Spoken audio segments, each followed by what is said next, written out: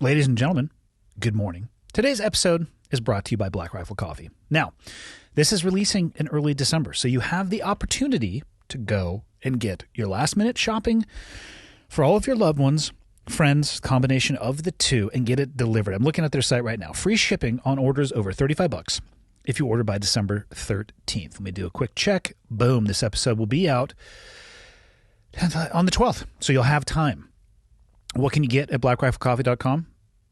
Everything coffee related, plus apparel, merchandise, cups, ways to make coffee, subscriptions, stickers, patches, bags, everything that a coffee fan and aficionado would love and appreciate to find under the tree or in a stocking. So stop fucking about. Go to blackriflecoffee.com and get in your last minute shopping items. Now that's it. My guest today for episode number 263 is Lieutenant Colonel Brian Slade. He's an author of the book Cleared Hot: Lessons Learned About Life, Love, and Leadership While Flying the Apache Gunship in Afghanistan, and Why I Believe a Prepared Mind Can Help Minimize PTSD. Now, what do you think my response was when the publicist reached out and said, hey, we have somebody who could be a good fit for your show? They just wrote a book called Cleared Hot. I said, stop. You don't need to tell me anything else. Our worlds have to collide. And I'm really glad that we did. It was a fantastic episode. We talked about everything from struggles in life, his time flying the Apache, his experiences in Afghanistan, his experiences in the Air Force. I'll let him explain the combination between the two. Post-traumatic stress, post-traumatic growth, divorces, what he's going to do after the military. Fantastic episode. I'm going to shut up and let Brian speak for himself. Episode 263 with Lieutenant Colonel Brian Slade. Enjoy. Okay, I got the red smoke. Gun run, north or south, west of the smoke, west of the smoke. Okay, copy, west of the smoke. I'm looking at danger close now. Come on with it, baby, give it to me, I need it. You're cleared hot. Copy, cleared hot. We got reds everywhere, Michael? We sure do. All right, so we were just discussing how, as you age, what is the best way to ask for a prostate check? Because when you join the military, let me tell you, they're real curious.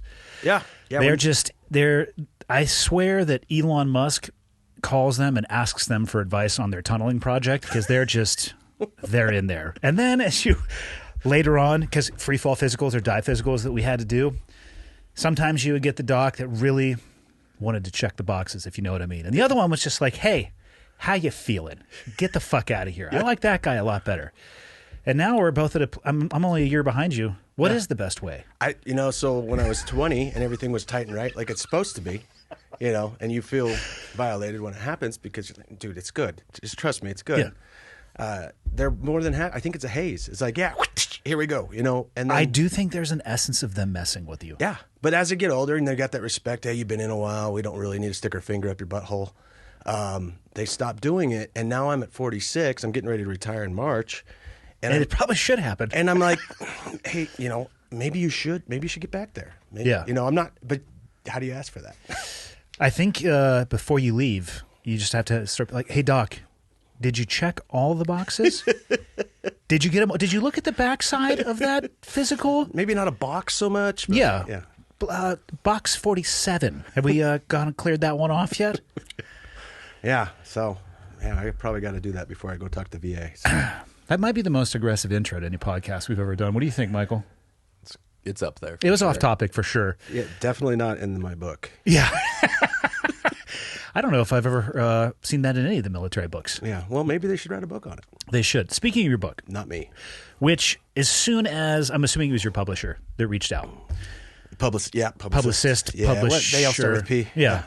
Somebody who was professional whose name started with a P. And they're like, Brian Slade, Lieutenant Colonel. He wrote a book called Cleared Hot. I was like, tell me no more. We have to collide. Yeah. I did a Google search and I saw Cleared Hot and I was like, son of a bitch, who took my name? There's actually quite a few uses of it. There's a company, I think in Canada, that uses it for coffee. There are a few other smaller, I don't even know if it's an entity or an individual, but they make some apparel around it. Of course, they have some tie to the military because it has a very specific meaning, which like we were talking before we went live. Think of the coffee a Cleared Hot. Yeah. So Black Rifle 15 makes... minutes after you're Cleared Hot. Black Rifle makes a Cleared Hot blend of coffee for the podcast. And it comes ground. And I enjoy a colder coffee more than hot just because I can consume it faster. And I made a cold brew, which you let it seep overnight. And something came up, so it sat there for 3 days. Let me just tell you, it's just pulling the caffeine out. I almost had an accident, and I advise people if they're going to do that, you should probably drink it while on the toilet. And then if you're a Star Wars fan, right when they try to do the Kessel Run and they jump into light speed, that's what it looks like for about 30 minutes as you travel. You can see the future. Yeah, yeah. And then you're just so 3 days is too much. 1 day is great. But yeah, it clears you out from tops to tails. Everything's buttholes today. It is, Yeah. which is Michael's favorite. Okay. I mean, No comment. yeah, no. Yeah, definitely an interesting start. Okay. Maybe we should even just tell people what cleared hot means. I think I've described it before on the podcast. I was a JTAC for many years. I describe it as that last. It's hard. I think a lot of people, because of movies or TV, they think like, oh, the aircraft just shows up overhead, and you're just like that one over there, and everything just detonates. Which, If only. can happen, but what they're cutting out is a very synchronized and choreographed exchange of information. Even when it's like an ECAS scenario, I have never seen it where they just like roll up on station and start laying heat. Probably a good idea to know where the friendlies are at the very least. Yeah, yeah. But it's back and forth. Usually it's a 9-line. You can cut it down if it's emergency cast. But the control on the ground will eventually say, hey, you're cleared hot. And that is the way I always viewed it was I absolve all risk and everything associated with what comes off the airframe. It's on me and no longer on the pilot. Right.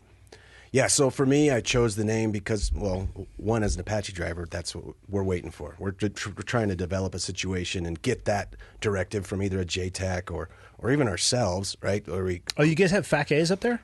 yeah, it's us. Okay. Yeah, I mean, Is it just the back seater? yeah. Well, basically, both of us can develop that however Yeah. we want. It just has to meet the PID, right? And then we have to be cleared of friendlies and all that stuff. But yeah, there are certain scenarios where we could absolutely do that. Usually I wanted a JTAC though, because once again, you just said you absolved me. So, Yeah. Well, and we got like cool laser pointers, and Yeah. we can be very precise about what we're talking right. about. But the reason I picked it is because it means you've met all the criteria to engage decisively, right? And the intent of my book is really just to tell a war story. There's lessons insidiously thrown in there, but the intent is to try to teach people how to be cleared hot on their life, right? Yeah. Meet all the criteria and move forth with purpose. Engage decisively. Don't sit back. And accept responsibility. Right. Which is somehow become a dirty 4-letter word, it seems to me, in modern culture. Accepting responsibility for your own thoughts and actions. Yeah. It's a big 4-letter word. Yeah. Also, you don't have to tell everybody your thoughts. Just because people have social media doesn't mean you have to tell me everything that you're thinking. Yeah. I don't care about your soup. I have gotten a few good soup recipes off of the internet, so I'm not going to judge that one too harshly. I guess I'm concerned less about fashion choices and what your animals are wearing, even though there are some pretty goddamn Funny ones. yeah, attractive Frenchies wearing risque clothing, but that's also a different story. But it's interesting to, at least in my view, watching people, especially people who have grown up with the internet, a lack of willingness or a lack of understanding of responsibility of the things that they either say, do, or type out there, and how that can actually it can have real world consequence, even though it happens in the ether. Yeah, 100%. The Apache AH-64, correct? Correct. Were you describe for me the difference in roles between the guy in the front and the guy in the back? Well, typically the guy in the back is primarily the pilot, Okay. right? You can still engage with rockets, hellfire, and gun, everything from the back. But the front seat is designed, it has multiple multi-function displays, tactical acquisition display. Anyway, he can run all that stuff. Sorry. That's right. I had a double mud burger. Anyway, That's a good one, actually. yeah. He looked Yeah. at me weird, and I said, this doesn't happen by itself. Well, you're going to need all that monster and maybe another one. Stay awake after that thing. That's a caloric bomb. Yeah, it was legit. But anyway, I totally forgot what I was saying. Breaking down the responsibilities of front seat, back seat. So the guy in the front seat is usually your co-pilot. So it's kind of a progression. As you're a co-pilot, you learn all the guns and all the systems there. And as you progress and get better on the sticks or on the flight controls, you'll move back to the aircraft commander in the back seat. So both could fly if one of them was... Both can fly. Okay. And both do fly. Okay. Right? But when you're in the thick of it, generally Generally? Or wow. Yeah, there you go. That was a mushroom word right there. Generally speaking, the guy in the back is on the controls. Okay. And often the guy in the front is actually the guy talking on the radios, though. So you can delineate that, how you want. But that's nice though, because you're aggregating out the workload, which can be a lot. Right. I actually preferred to be on the radios no matter what seat I was in, just because it helped with my essay. If I'm one talking, it just like cemented it in my head. But some guys, it's like too much depending on what you're doing. So. Yeah, it was. It's challenging being. I can only speak about it from the ground perspective, but especially if you have multiple aircraft on station, a mix of rotary and fixed wings, right? So fuck. Yeah. Some people are in orbit. You're racking and stacking. It's like, is there a FAC A available here who wants to organize the stack for me? Yeah. And for people listening, that's forward air controller A, meaning they're in the aircraft, and it allows you to load share or task share, because otherwise you're a controller on the ground trying to coordinate like where enemy forces are, where your people are, coordinating all of that, making sure the run-in is correct, selecting or talking about the ordnance, getting the rotary ring out of the way so the A3-130 can lay some heat, so then the F-16 or F-18's on top. It's a lot. Yeah, I had F-18 shoot right down through me one time, so they don't always get it right, too. No. Well, let me just tell you, the controller on the ground, there's been a few times where I've forgotten some very critical information. Yeah. Well, it turns out you guys are human. But most of the time, I was absolutely grateful to have a JTAC, because when I was up in north in the Hindu Kush, we didn't have JTACs, none of that. Yeah. It was just whoever's on the radio. And then I went down south to Helmand, and I got everybody's a JTAC that you talk to, and it's just like, wow, you're giving me awesome information. Yeah. Yeah, I tell you what, your guys' platform was one of the ones, just because they can get in so close. I wouldn't say it was a tie, but the DAPs are pretty badass as well. Yeah. The 160th DAP, because they come in right too, and they just do a little bit of a pop-up, or the Little Birds also were great. They didn't carry as much ordnance, but when the Apaches rolled in, you knew you were going to be okay. Or at least somebody else was going to get fucked up with you. It's flying tank. It's good. It's good at what it does. So, question for you about that, because I was looking at the footage. You are the recipient of the Distinguished Flying Cross. And the footage, I didn't have a chance to watch the whole 30 minutes. Is the person that got shot in the helicopter? Yes. That was screaming? Okay. Yeah. So I had a question for you. I've never been inside of an Apache. I've heard them a bunch on the outside. It seems super, super loud. Can you actually tell that you're getting shot at unless it bounces off or penetrates the aircraft? No. So if you're taking small arms, you're not going to feel it unless it hits something vital. It causes a vibration or takes out a system or whatever. Well, how armored is the aircraft itself? It's geniusly designed, but here's we'll say armored is a weird word. So what keeps me from taking bullets through my backside is literally the fuel cell. Believe it or not, that's how it's designed. I'm not an engineer, but I don't feel like that's a good idea. Yeah, no. When I was going through the class, I was like, wait a minute. So the fire goes through but it works. So I would like to request a Kevlar bathtub be installed in this immediately. Right, and you do have a Kevlar seat. In fact, the co-pilot that was shot, there's really a couple inches that a bullet can make it through, and then there's only, if his leg's overhanging the seat, there's only a couple more inches that it was a magic bullet. Describe what happened, because as I was telling Michael, we were watching the footage, and I have been shot. It doesn't feel great. I imagine. And the guy on the radio, at first, I thought he was keying up his microphone, because he's like, oh, fuck. I'm telling Michael, I'm like, that's Bush.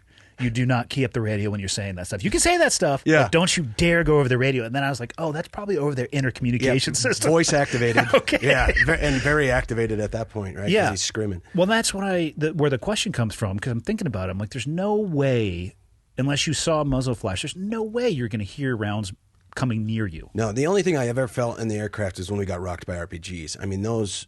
Those you feel. Yeah. But even 50 cal, if it's just ripping through the aircraft, unless it hits something vital, you don't feel it. You land and you're like, oh, there's a nice little hole there. That's wild. So what happened on that particular evening? So on that engagement, it was towards the end of my deployment. So I'd been flying for quite a while. We'd had a lot of hairy experiences up till then, so I had stuff to draw on. But basically, we hadn't engaged yet. We were working with the ground controllers, and it wasn't a JTAC though. It was just not just an infantry guy on the radio. Yeah, you're gonna get what you get, right? And they had that acoustic locator. I don't know what you call it, but for incoming rounds, you mean? Yeah. Okay. Yeah. Oh, actually, probably for mortar fire. I'm not exactly sure. It's all science. I just say okay. But basically, they were trying to locate the azimuth of which the enemy was firing from, and they said they've acoustically located. Maybe they were saying by their ear. Maybe that was what they were talking about. It's possible.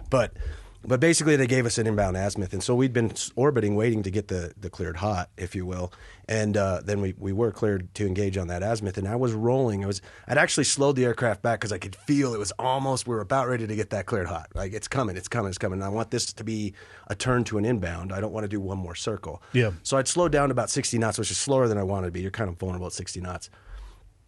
And then we got it, and I banked in, and so I was in a pretty good bank, and then at the same time, we got hit with barrage fire. So we got hit with 50 cal, PKM, AK-47. And as you heard man, that burger. It'll get you. I'm telling you, you're going to sleep great after this. As you heard in the video, he just immediately starts screaming, right? Yeah. And it is over voice act. He's not keying the mic. So, immediately I knew what happened. You know? And he even says it. Oh, they fucking shot me in the leg. Yeah. But So, it was a little bit wild. He's like, I don't know where it went in. Like, holy shit. Right.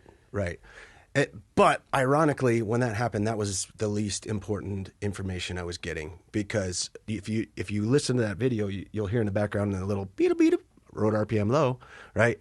That matters more than What does that noise mean? that means the thing that spins that keeps you up Yeah. is slowing down, Why? because I lost an engine at the same time. How many do you have? Two. You need to get the fuck out of there. Right. And one often isn't enough to fly. So Really? Well, it depends on the atmospherics. It depends on how high, hot, and heavy it is. And how efficient you are.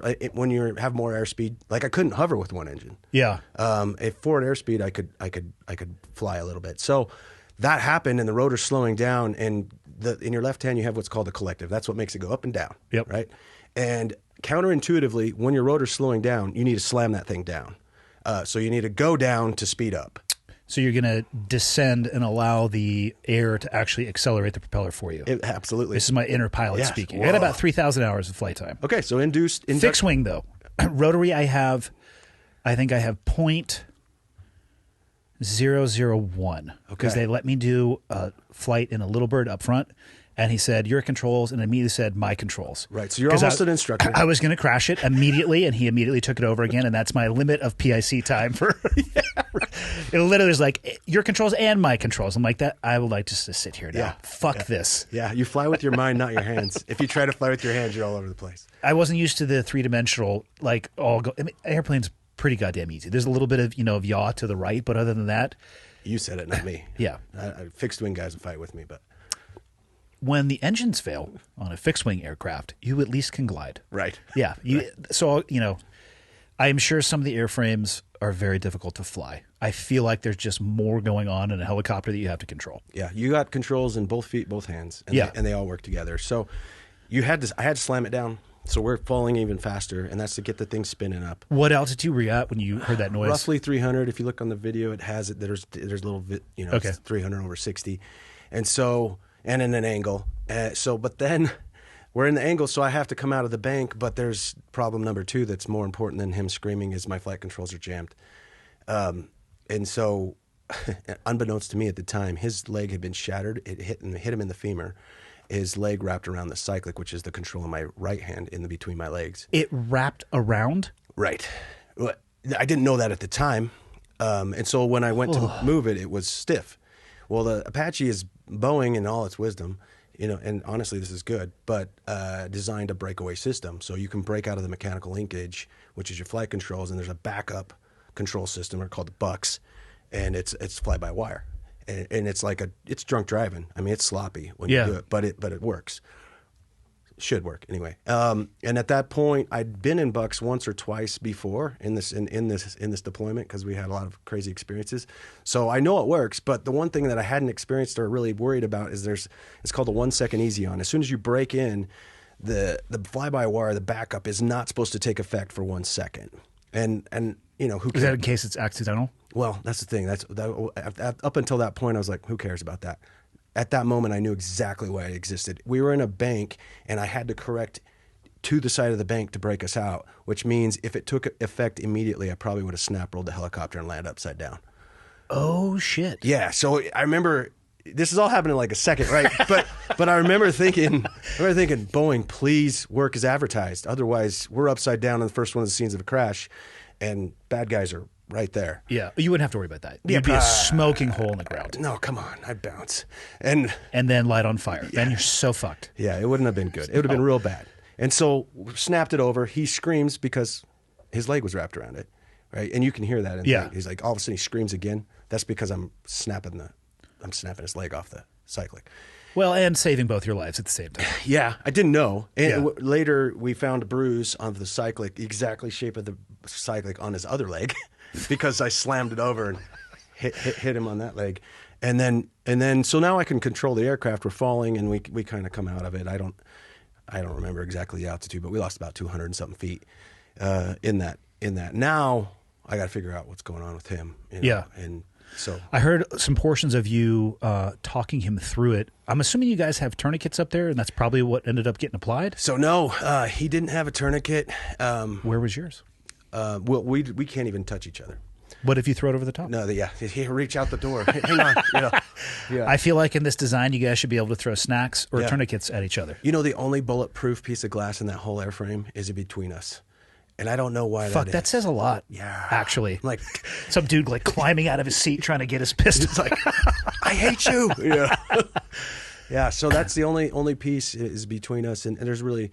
I actually thought it was one contiguous cockpit. No, it's not. And in fact, yeah, there was a lot of times like where things happened, and I really would have liked to have been able to talk to the guy, and I couldn't. Like we got another instance, we got a generator shot out at night. Everything went black in the cockpit, and I couldn't talk to him. I couldn't do anything. So that's different situation, but.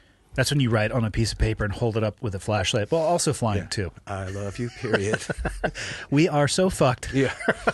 Yeah. Exactly.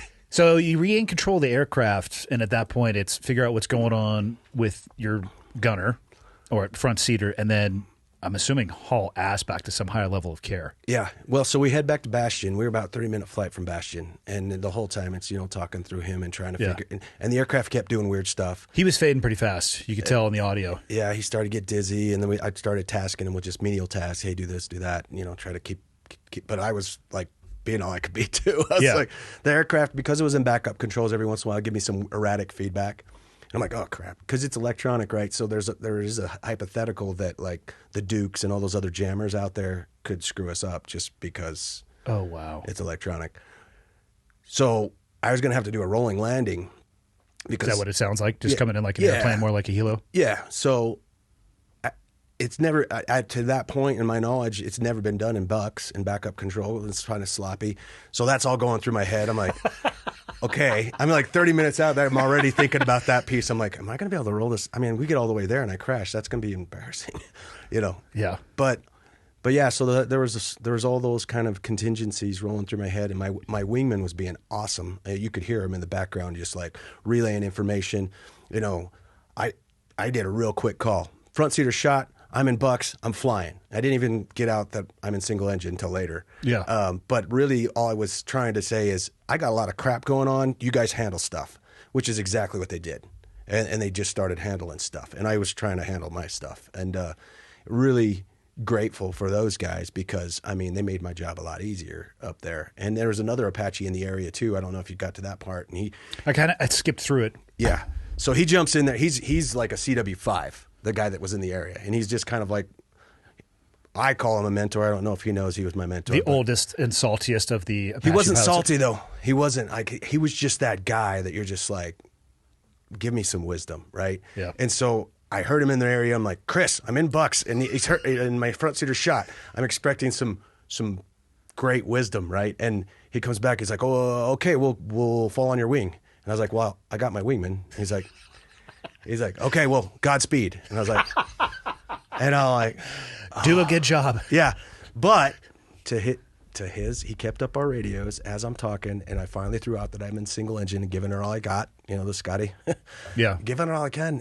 And I'm not going, I mean, he's bleeding, and I'm like, I might have to stick this thing down in the desert and transload him to a Chinook or something. Yeah. Because I don't know at this point I know he hasn't got his femoral already, or he'd be done already. Yeah. So I know that's we're out of the woods with that. But he hears me talking to my wingman, and Chris comes in with the wisdom bomb. He's like, "You can punch your wing stores," and I'm like, "Oh yeah." I'm assuming that means drop something non-essential so you can go faster. Drop all my load, my rockets, and everything, and that would give us some more speed. Probably a lighter load on the old one engine too.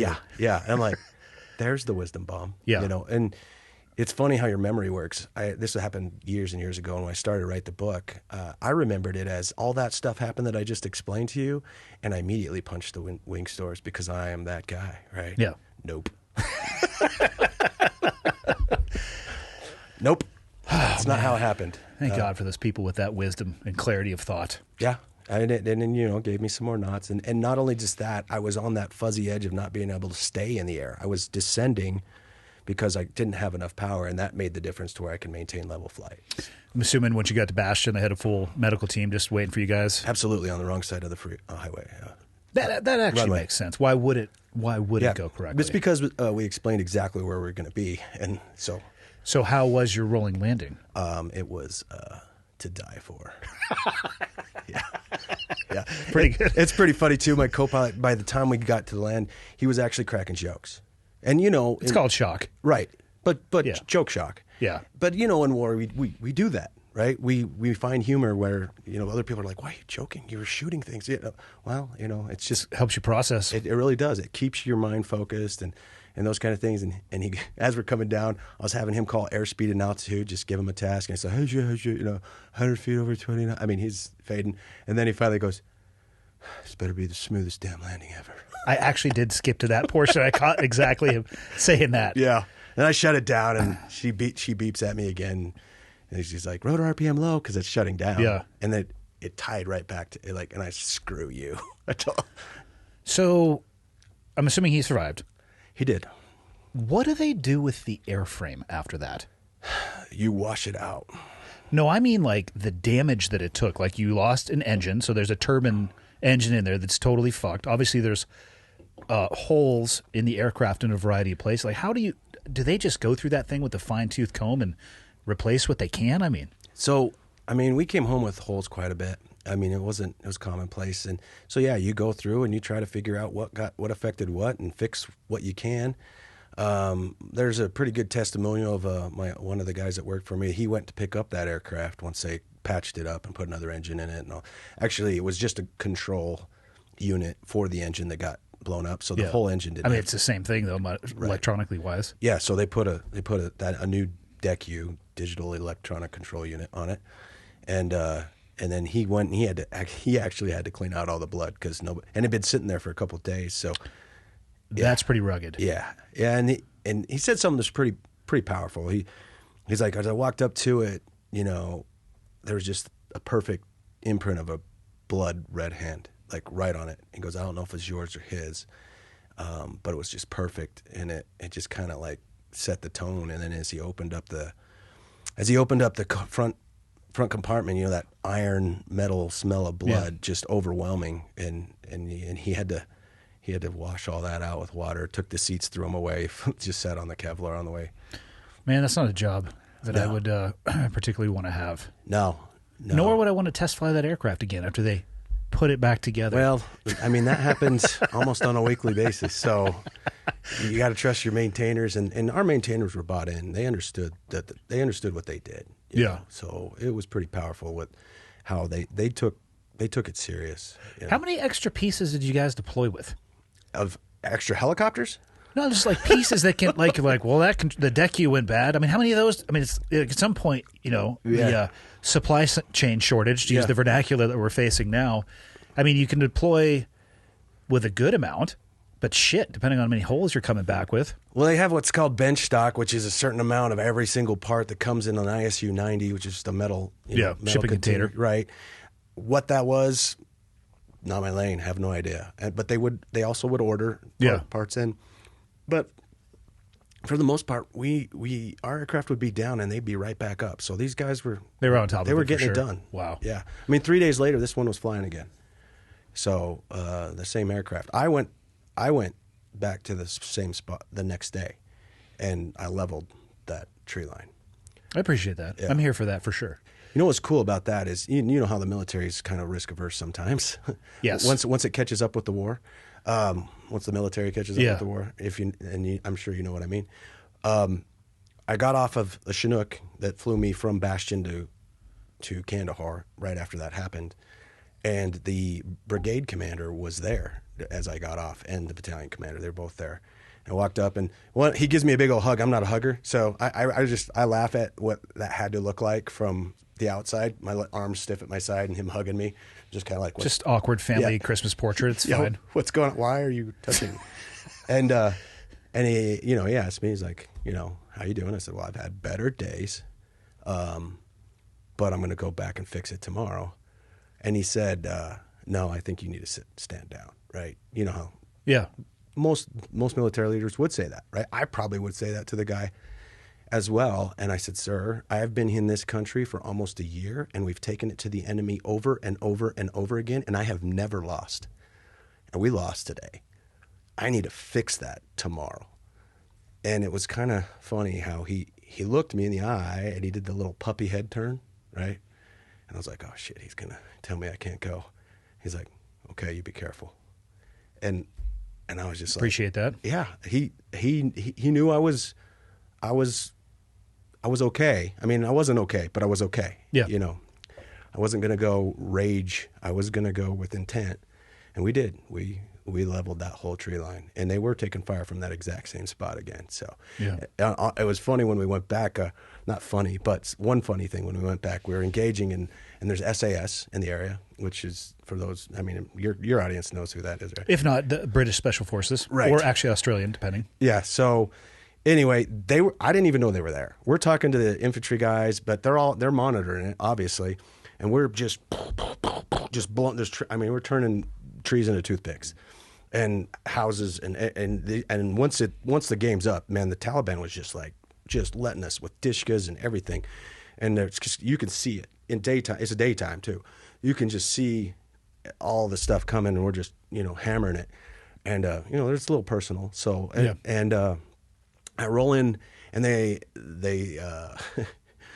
the infantry guy said, you're taking fire from a dishka in the tree line, and he gave me an exact azimuth. That just as I was rolling in, I did the inverse on that azimuth, and it's like right where I just rolled out. So I look up, and I literally see the muzzle flash.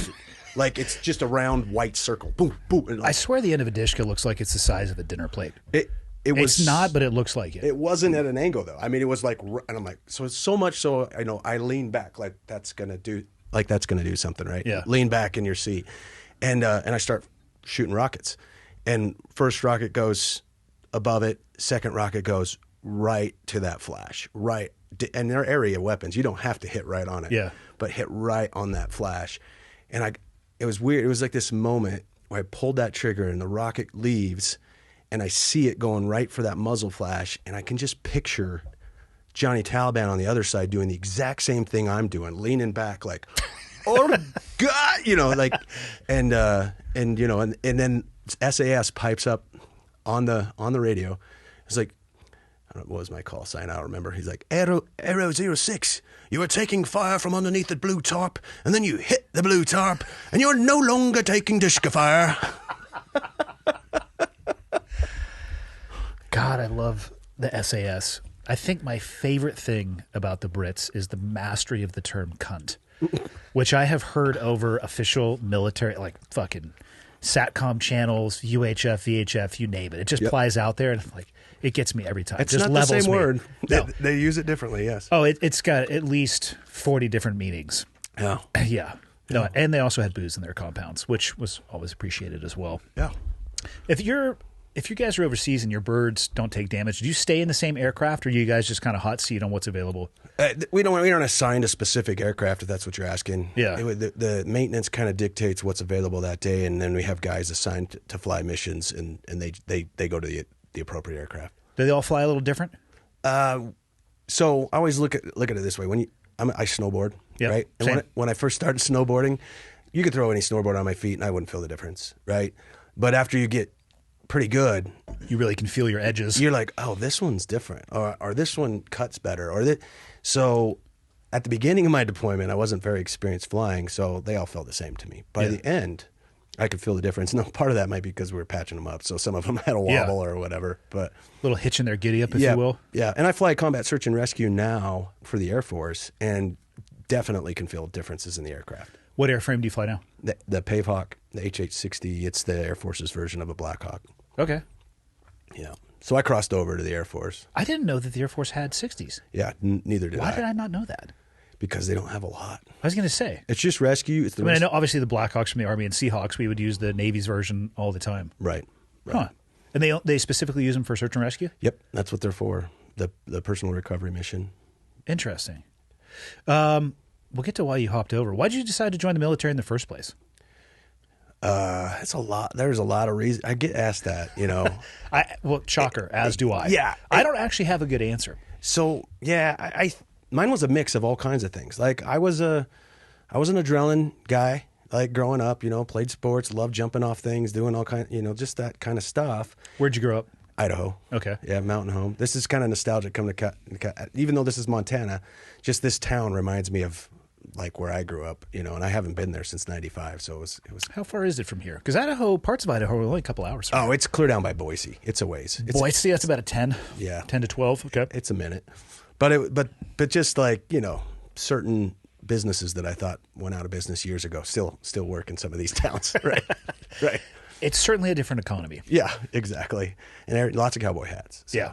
But I like it.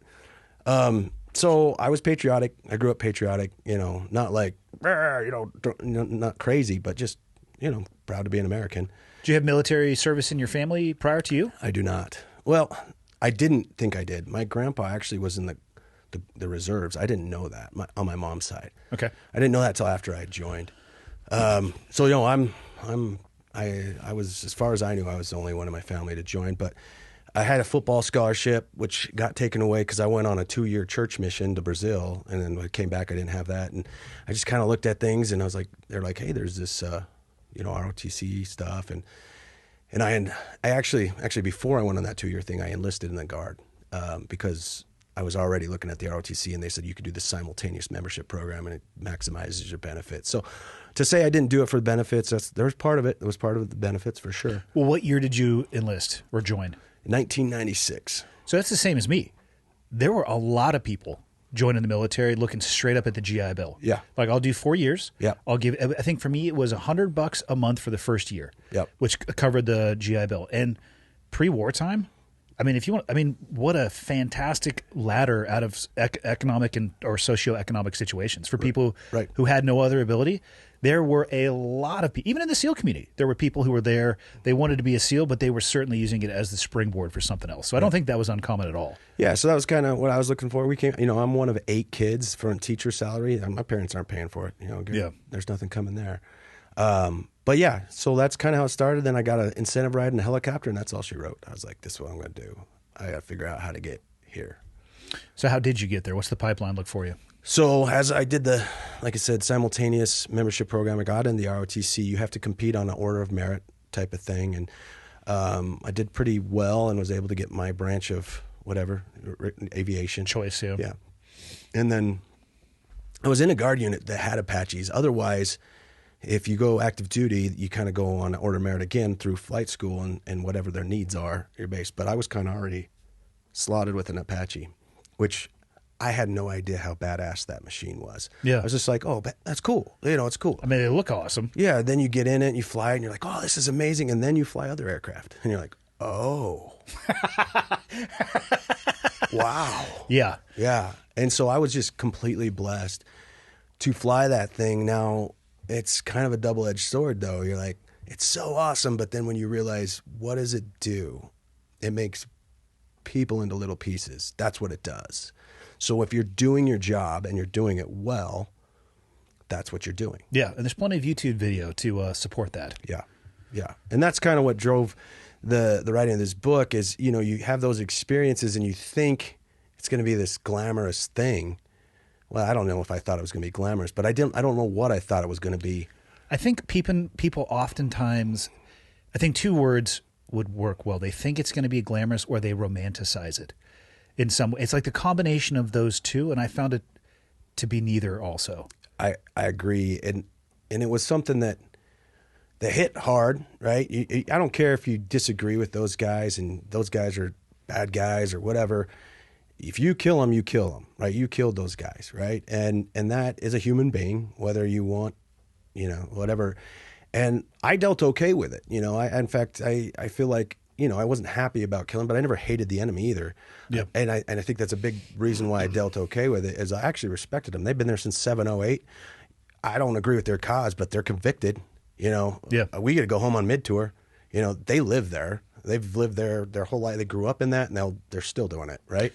And you got to think about, my feelings on it actually mirror yours quite a bit. I've hated people in my personal life a lot more than I hated the people I was fighting against with lethal consequences. And I always had a level of respect. I mean, let's be honest. We were fucking centuries ahead of them. Yeah. When it came to tactics, technology, and equipment. And if you flip that on its head and you look at, how would people in our country act? Would they be willing to actually put their feet on the line and stand up for it? It's a heavy burden to go up against that much of an overmatch. Yeah. And they're out there fucking getting after it. And they're going toe to toe. Yeah. And again, I don't agree with their philosophy or their methodology, but I will respect the fact that they believe in whatever they believe in enough to put their toes up on the line. Right. And because of that mismatch, I mean, for every one of our guys, there's how many of their guys that are taking dirt naps? Yeah. Hundreds, and that was overwhelming for me too. It was like, I didn't keep count, but yeah, it's a lot. Right. And it was too much to handle for some of the guys that I flew with. And that's where when I got back, I was like, why can some people handle it and actually be stronger because of it, and actually, go on in life and do other things based on the lessons learned that they did doing that. And other people are derailed so much all the way to the other end of the spectrum where you take your own life. I mean, that's this huge, huge spectrum of how people react based on same stimulus. And so I sat down with mental health experts when I decided to write this, and that's what I wanted to figure out.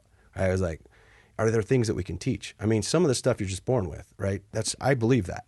And some of it is your upbringing, right? I can't change if you came from a nuclear family or wherever you came from, or what trauma you experienced as a kid. And those are factors. Yeah. Those are factors. But there are things that we identified as teachable that I was doing, and I didn't even realize I was doing it from other reasons. Just intuitively? Well, one of the principles I teach is chair flying, and it's not the Harry Potter chair flying. It's a different, it's basically talking about visualization? Yeah, meditation, visualization, and role play all put together. If they had a love child, that's chair flying, right? And I was doing that to be prepared for my engine getting shot out or any other number of other emergencies that we had. I was doing it for that reason. What I didn't realize is when you do that, it's a process called stress inoculation, right?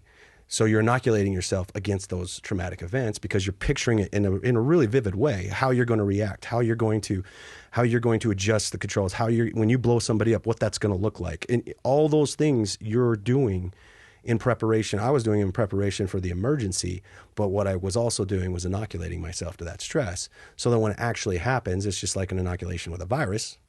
Give yourself a weakened version, and then you can see it. You're better when the real one comes. Was there anybody in your community advocating for doing that, or is that something that you found kind of on your own? So chair flying is something they teach in flight school, but they don't teach it like I did it. I just say walk through it mentally, right? Well, I'm familiar with it so I have a couple type ratings in jets, and it's all about simulator time, right? And and it's the same thing. They don't describe it as chair flying, but it's all what ifs. Yeah. Like actually you leave the simulator terrified of the fucking airplane you're about to fly. Yeah. And for people who don't know, I have a type rating in a G4, a Gulfstream G4. I think maybe the first day on the intro they let me take off without any of the PFDs failing or the MFD just fucking lighting up with things in amber and red. Yeah, fire. Everything beyond that was a catastrophic explosion of the engine, like right after takeoff, system failures, fire, hydraulic, electronic, every flight, every landing, and then you get into the aircraft and you're like, I'm going to fucking die if I push these throttles forward. You're in it for the first time. You're qualified to fly a Gulfstream. You've never actually been in a Gulfstream. And you're sitting there and all of your experience is things going catastrophically wrong. You're just like, oh God, oh God, oh God. And you push the throttles forward and nothing happens. Yeah. Well, hopefully. Hopefully. But if it does, Right. you have thought through so many, and the days, or it was up at Flight Safety up in Long Beach, in its classroom, and you have to have an understanding of the systems before you can solve the problems and how they work together, simulator stuff. And then I'd go home and you're just sitting there thinking yourself through all of these things. And I did find it to be, and again, nobody was really saying, hey, this is what you should do. And I don't know if you manifest it or it's just whatever reason, like the next day, one of the things you would have thought about will happen. And you're just like, bing, bing, bing. Yeah. And you're knocking it out of the park. Yeah. Yeah. And that's really when I was in flight school, I had a lot of real precautionary landing. So when I did put it up, it did go bad, right? It's like, that's just like the simulator, right? And, when I did my solo, I had a hydraulic failure, right? And I had like 11 hours in a helicopter. So what I'm getting from this is never step into a flying vehicle with you, ever. No, you make it back. Yeah, but like in one piece, is the luggage there? Most people one piece. Well, yeah, just one. Yeah. One did not. Yeah. And you know what's funny is I never chair flew that. I never chair flew only my co-pilot getting hit. I chair flew both of us or just me, never just him. Interesting. Well, it would be impossible to cover all the scenarios, but still interesting. I think it's a psychological thing where I didn't want to admit that my actions could cause just him getting hurt. That's fair. And when I pulled him out of the cockpit, so they were, like I said, EMS, emergency system, they were on the wrong side of the runway. So when I shut it down, they weren't there yet. And I didn't want to wait. So I popped open the canopy, unstrapped him, and then forklifted him out. He was built like me, so it wasn't easy. Probably better you doing that than them, though, because I suspect they may not know the ins and outs of an Apache. It worked. And as I got him out onto we call it the fab. This is the thing that's run alongside the canopy there. And he's sitting on it. And they got there just in time, and we lay him back onto a backboard and slide him out. And his wound, just because of the way it worked out, his wound came right in front of my eye level. Big, gaping hole in the bottom of his leg. And it feels like it just stopped right there. Now, it didn't. I'm sure it didn't. But it felt like it just stopped there. And his muscles were still hanging out and twitching and blood and everything dripping. And he saw me staring at that thing and trying to make light of it. And I know this is what he was doing because this is who he was. He said, "You got me shot." What? That's awesome. And also an incredible dick move. And he was joking. I know he was joking. Left a mark, though. That stuck with me for 10 years or 8 years. He posted on Facebook, I think it was 8 or 10 years after that, on the date. And he wasn't even in my company. I didn't know the guy super well. He was augmenting. Great guy, and I got to know him. But he posted on Facebook about how grateful he was that he was still alive, and he mentioned me and the things that we did that day, and I didn't realize I was carrying that "you got me shot" with me that whole freaking time, because as soon as I read that, I burst into tears. Yeah. I was carrying that. I still I'm getting goosebumps right now just thinking about it. But how often do people do that? You just carry stuff you don't even know you're putting it in your backpack. Right? I think all the time. Everybody. Maybe not something that heavy. I mean, we're talking about the far extreme of human activity and exposure. Right. But I think all the time, and I think it's really light, but you and I both know, especially from people in our previous communities, that ounces can become pounds and pounds can become unbearable to certain people, and especially if they don't have the tools to figure out a way to relieve the stress. And so therapeutic when they leave, when it lifts. So lightning. Yeah. Like, just holy crap. I can ballet right now. You know? Probably slept better. Yeah. I mean, just all kinds of stuff that I didn't even know. And that's another reason, so these are all the driving forces behind why I decided to put this stuff in words. So where were you 9/11? You were already in the National Guard flying Apaches? I was. I wasn't flying Apaches yet. Because that was 2002, right? I was in the ROTC, and I was enlisted. And when that happened, like everybody that's in the military, well, most people in the military, I was like, send me, I want to go. Let's go. Let's do this. And I actually wrote a poem in there about it. I kept getting the stiff arm for years, right? Just for a couple of years. And finally I got to go in, we deployed in 2005. That's in an Apache for the first time? For the first time. How was that first deployment for you? You know, it was interesting. I was the first guy in our unit to land because I was advon, right? Me and two of my sergeants. So we're in a C-17 with the aircraft. And I didn't know what to think because I'd never been to war before, you know, and I was just picturing Afghanistan. And at that time, Afghanistan was not in the news. Yeah. It was Iraq, right? And so we thought we were getting the B-team squad, and we were kind of disappointed. We're like, oh, we're just going to go fly in circles. And wrong. But I didn't know. And so as we got and we land, and it was early morning, and the clamshell in the back of the C-17 started open, and you know, your eyes are dark adapted, and as that light just kind of beams in, I was kind of expecting like a rancid order because I'm at war and like all these other things, and we landed at Bagram. Yeah. And it actually smelled kind of good. Yeah. Right? And then almost says like you're in the mountains. And then it kept going down, and it looked like it does out here. I know. And I was like, what the heck? Strikingly beautiful. It is beautiful. What is going on? And so then I'm flying over those mountains. I'm like, I could snow. That's a great line, you know. And like over here's, you know, I could snowboard, and really what it painted a picture of perspective for me, because then we get called out of that. We get called out of that beauty, that vision right there. We get called down into the fight and do a tick. And you immediately, the mood changes where you got the guy on the radio who's hunkered down. You can hear the gunfire in the background. He's like, we need immediate suppression. We're taking effective fire. Please, on the 320, 300 meters. Yeah, we got you. This is what we do. We're going to roll in. We're going to do this. Now we're all in the gunfight. And that's all we see is the gunfight. And we're sitting there just focused on the gunfight. And that's our world. That's all we see at that point.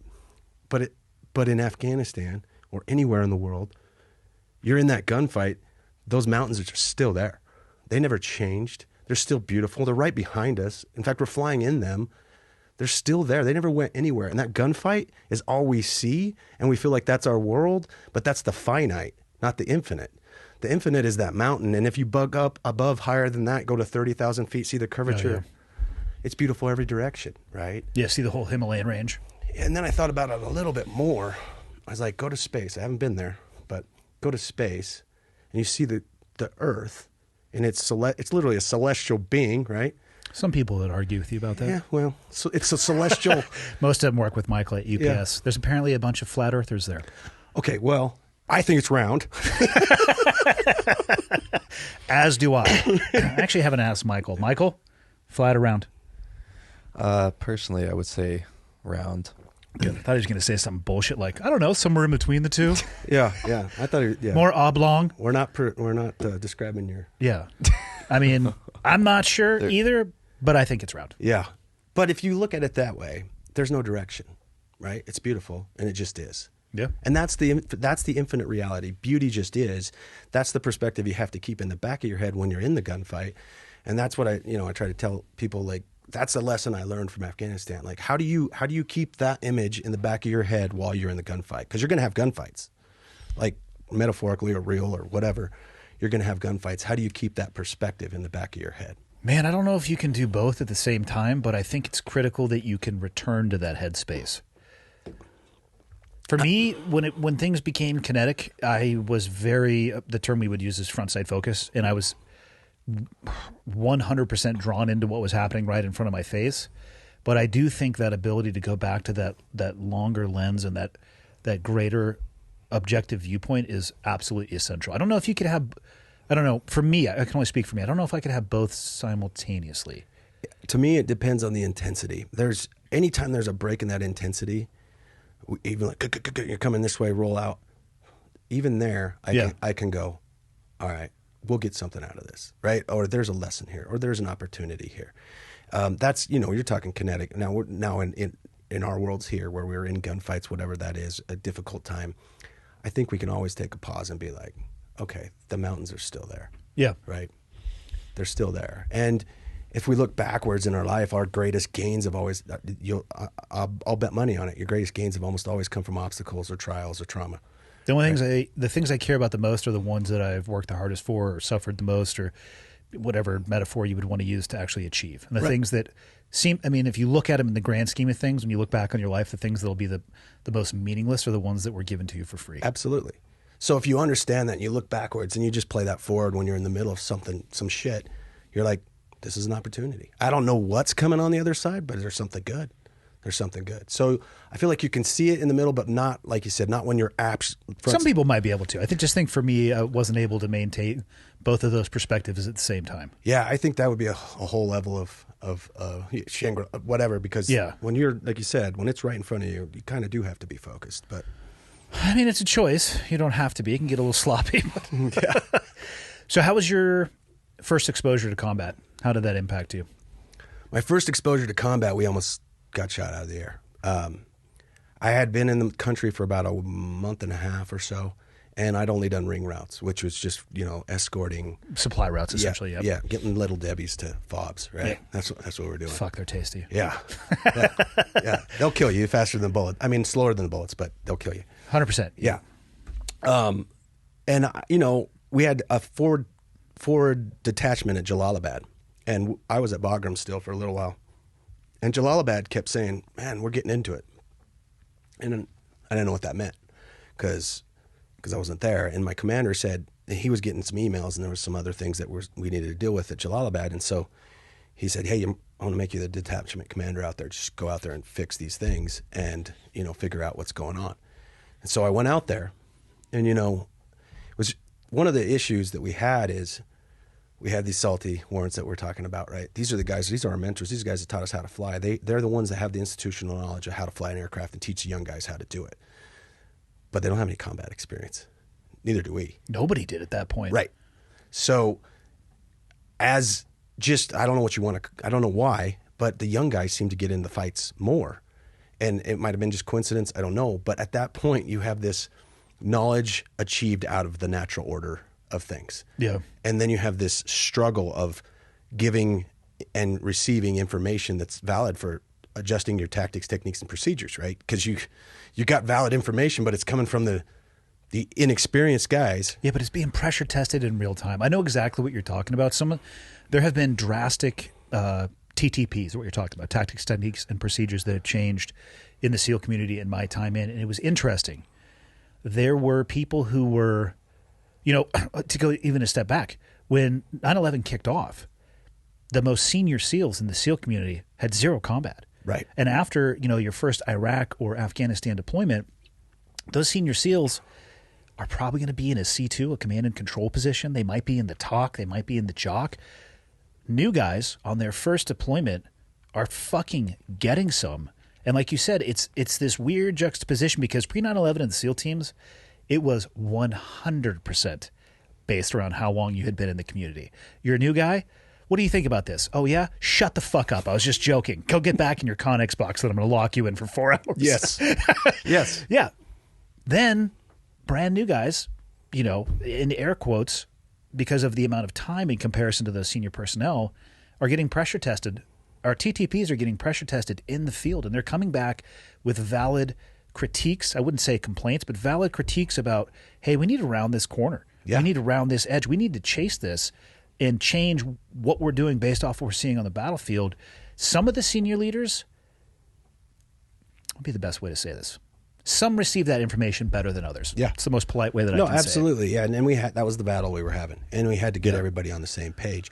Well, right after I got there, you asked my first combat experience where I interacted with the enemy, and I was still a co-pilot. I made aircraft commander on this deployment, like shortly after this actually. But so I was in the front seat, and I flew with an experienced guy, CW4 Doug Early, who was actually on loan to us from the 82nd, and he did have some combat experience. So I loved that I was flying with this guy, right? I'm like, he's done this, right? And he's been doing it recently in JBAT. So we launched and we checked in with Titan 1-1. I remember the calls. I don't remember all the call signs, but I remember my first, right? We all remember our first. And so he comes in and he's like, we're taking fire. And usually when we roll in, they just stop taking fire because the Abadabas put their heads down, right? They're like, or run. Yeah. They're like, we're done. We're done fighting. We'll fight tomorrow, Yeah. But these guys did it. And they were and it was daytime though, and so it was really hard to see. They didn't have tracers, and muzzle flash. I hadn't really honed my eye into picking muzzle flash in the daytime because it's almost like really quick, right? It's hard. Yeah, or you can see like the kick up of the dust. It's real hard to see, Yeah. And I didn't know what I was looking for yet, And so they're like, we're taking fire from all these different places, and Doug's trying to find it, and I'm trying to find it, and I'm all excited because it's the first time they actually didn't just run away. I'm like, I gotta, I'm antsy. And as we roll over the area we think they are, Doug gets more and more aggressive. He gets lower and slower, and he's trying to, he is poking the bear big time. Like, where are these guys at? And there was this shelf. We were in like a steep canyon, and the friendlies were on one side, and we were looking on the opposite side because that's where we thought they were taking fire from.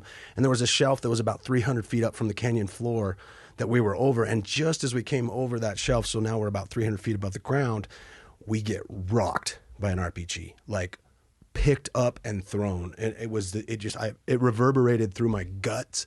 And just, and pieces like when you're driving down the freeway and the rocks hit your, that's what's hitting, and we are falling. And I'm like, I just remember thinking, first engagement, and I lose. This sucks. War is the worst. Yes. And I can see the rock we're going to crash on. I'm like, my head right there. That is where they'll find not only my face, but my asshole. But together. Yeah. Right? Kissing. What's the last thing that goes through your head? Your butthole. Yes. But and honestly, I was going, hey, what if I survive? Okay, because we're going to crash. I was foregone conclusion. I was like, we're crashing. If I survive, I got to get Doug out of the back. I was already going through my head. And then we fly out of it. And I'm like, what happened is that RPG had just disturbed all the air below us. It blew up underneath us, didn't hit us directly. It was either hit the cliff next to us or air burst below us. I don't know. Yeah. And so we had no good air. So we're spinning into rotten air, if you will. Yeah. And we're falling. And then Doug, like a champion, reduces collective, push forward cyclic, gets us into clean air and flies out like a superhero, right? And then adjusts his scarf. Yes. And his World War II aviator glasses. He's like upside down, and the air medals are hitting him in the face. Like, and I just yes. We got this, kid. Yeah. Settle down, young one. Yeah. And I didn't say anything. In fact, Doug was the one that was cussing. I mean, he was, oh shit, motherfucker. I just was like, Gah. Like that. Nobody can cuss like a warrant. Well, that's true. That's true. Yeah. And he was just going mastery of the English language. But he knew what was going on. Yeah. He was cussing, but he knew we were going to fly out. I was and like, that's where we're going to land, upside down. And when we came out of it and we flew up, I was like, so that's what that feels like, right? And that was a phrase that I used in my PLs in Rucker. Anytime something weird, crazy happened, I would take a deep breath and go, so that's what that feels like. And I said that. He later pointed it out. I was like, what was that? I was like, it's just something I do. So we rolled back in. And finally I started seeing muzzle flashes. We started engaging. I'm like, I got it. They're muzzle flashes. And then shoot them, Yeah. And so we start shooting. And as dumb as this may sound, we did the exact same thing in the exact same spot with the exact same result. No way. Rocked a second time. This time, big rocks hit the canopy. I thought it was pieces of us. The first time it picked us up and dumped us forward. This time it picked us up and dumped us sideways. And I was like, here we go again, and I'm looking, but now I got like 10-minute-old wisdom, right? Yeah. So I'm like looking at the instruments. I'm like, oh, we're still flying. So we fall, slice down, and he brings us back out again.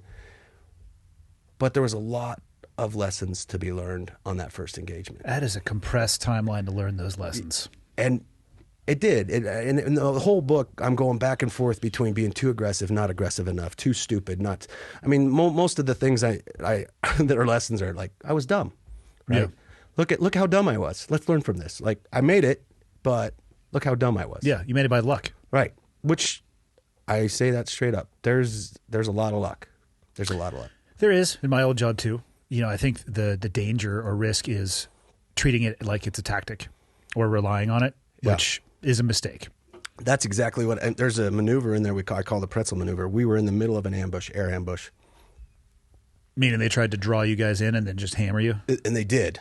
And they did. And we should have both taken dirt naps. And we did it 100% the wrong way. And we laid hate. And we won big time. But wrong. Yeah. The wrong way. Yeah, I bet you if you repeated that, 10 times, you'd probably lose 9. Exactly. 9.5, 9.9 out of 10. It was such a crazy. We had just done the biggest air assault in Afghanistan history, at Musa Calais and taken that city. But all the bad guys pushed south, right? Because we gave them, you know how they do that, right? Yeah. Here's your avenue if you want to run away, right? Yeah. And so I decided, in all my wisdom, let's fly right up that. That's what we do. Like Apache, you're supposed to kick the hornet's nest and swat the hornets. We know where the hornets are. Let's go kick that nest. Pretty dumb. Once again, dumb. But we get a call from one of the fobs, and they say, hey, we want you to go check out this thing, this bongo truck, which for those listening, a bongo truck's like if a little minivan and a flatbed had a love child, there's your bongo truck. We called them Jenga trucks. Yeah. Same thing. They're just like shrink ray, this little... With just crazy amounts of like chains and flare pieces hanging off of them. See, I don't know, because I never got that close. I just blew them up. Oh, dude, I used to ride them. Or we would get stuck behind them. My first deployment to Afghanistan, we're driving around in Hiluxes, completely unarmored fucking Toyota Hilux. Yeah. I wish they sold them in the United States. Fantastic vehicle. I love Hiluxes. But we would just like get right in the mix with the old Jenga trucks, driving downtown Kabul, heading out to the outstation. I wouldn't be caught dead in an unarmed vehicle. 2010 was my last deployment there. I wouldn't even go on a road. Like, nope, hard pass. Yeah. Don't feel like ballsy. getting vaporized. Yeah, it's so ballsy. Yeah. But they said, hey, go check out this thing. So we went over there, didn't see anything. And I was just about to call it in. Hey, nothing significant to report. And all of a sudden I see all this muzzle flash coming up at us. So I said, never mind, engaging, and start to engage. And my wingman, I expect him to fall right in on me. And he does. And I roll out. And as I roll out, I'm thinking we're just going to continue to engage on this. And I see recoilless rifle coming right at him. So I tell him to break. And it was on target. Like a lot of these guys are, spray and pray type guys. That was on target. He breaks. And honestly, if he didn't break right then, I think it would have hit him for sure. So he rolls out and abbreviates his turn. And I roll in on what he did. And then as he rolls on me, he's like, break. He tells me to break. Same thing. I roll, same thing. Break. We are taking effective, recoilless 50 cal from multiple poos all around us. We can't even get 2 iterations of a gun track before we have to break. And I mean, there's a point where he's like, he keys the mic and he goes, oh, RPG, right? Right? And I teased him about it later, and I was like, what's this? RPG, he goes, it went through your rotor disc. He's like, there's no way it didn't. He goes, I saw it go right through your rotor disc. Meaning it passed through the arc of the blade and missed. Holy shit. It missed the blades. And I was like, no way. It was a perspective and everything. But then I did the math. I got all nerdy on it. It can. It's possible. I mean, wow. It's actually... Theoretically, I'm sure, but that is the freaking golden BB right there. It's actually more possible to miss than hit. But if it did hit your rotor blades, you guys are cooked. Yes. Because that's what took down extortion. I actually was able to do a podcast with the investigating officer, General Hutmacher, and I had thought that the RPG had gone up inside of the back of the Chinook, and apparently it had struck one of the rear rotor blades, and then it just fucking came apart. You're done. Yeah. You're done at that point. So, yeah, we went back and forth on that thing, and it felt like for an hour, but it was probably 5-10 minutes. And there was so much AK-40 from the surface that it looked like popcorn, just popcorn popping everywhere. And we were just fighting, and we were just destroying everything. Like, we are unleashing everything. Yeah. It got to the point where I'm like, I'm Winchester, and he's like, me, I'm almost Winchester too. I'm like, never mind, we got Hellfires. So we were using Hellfires on soft squishies because that's what we had. And I appreciate that. My favorite weapon system, my last deployment in 2010, was a Javelin missile, which I used as an anti-personnel weapon. And it fucking works. Let me just tell you. There's not a lot left, but it works. Yeah. And then we got out of there. And it would have been easy to pat yourself on the back. But after it sunk in, dude, we were in a kill box. Yeah. We should have broke contact and fight that thing from the outside in, not from the inside out. That was bad. It sounds like you guys were doing laps inside of that kill box. Absolutely. That's 100% what we were doing. Not recommended. And staying in it. Like just staying in. And I asked him, I said, hey, did you ever think about breaking contact? And he goes, no, I was just trying to make sure they didn't shoot you down. And I was like, I was just trying to make sure they didn't shoot you down. Wow. And honestly, I had to thank him. I was like, either one of us without each other would have been dead. Yeah. 100%. Wow. So how many deployments did you end up doing as an Apache driver? Just the one. It was 23 months long. And that's a really long time. Yeah. It wasn't all in Afghanistan. A little over a year in Afghanistan. And then I said, that's enough. I need to save my marriage. Yep. And I transitioned over to the Air Force, where they do 3 to 4 month deployments. Unbeknownst to me, I transitioned over to the combat search and rescue during the busiest time of their history, where they were doing 3 on, 3 off, 3 on, 3 off, 3 on, 3 off. But it still seemed like a break, relatively speaking. How was it difficult for you to go Army to Air Force? It wasn't. I just applied, and I didn't realize there was like a board, but they like, okay, guys, got 1,000 hours in the helmet, we'll take him. Yeah. And I didn't know. They're like, congratulations, you got picked. Usually dissimilar aircraft don't get picked. Usually, meaning not having no experience in the 60. Yeah, because you got a lot of Black Hawk drivers in the Army, right? Tons, for sure, tons, and there's a lot of them applying, but they didn't have the combat hours that I did, and so they took me. That's what he told me anyway.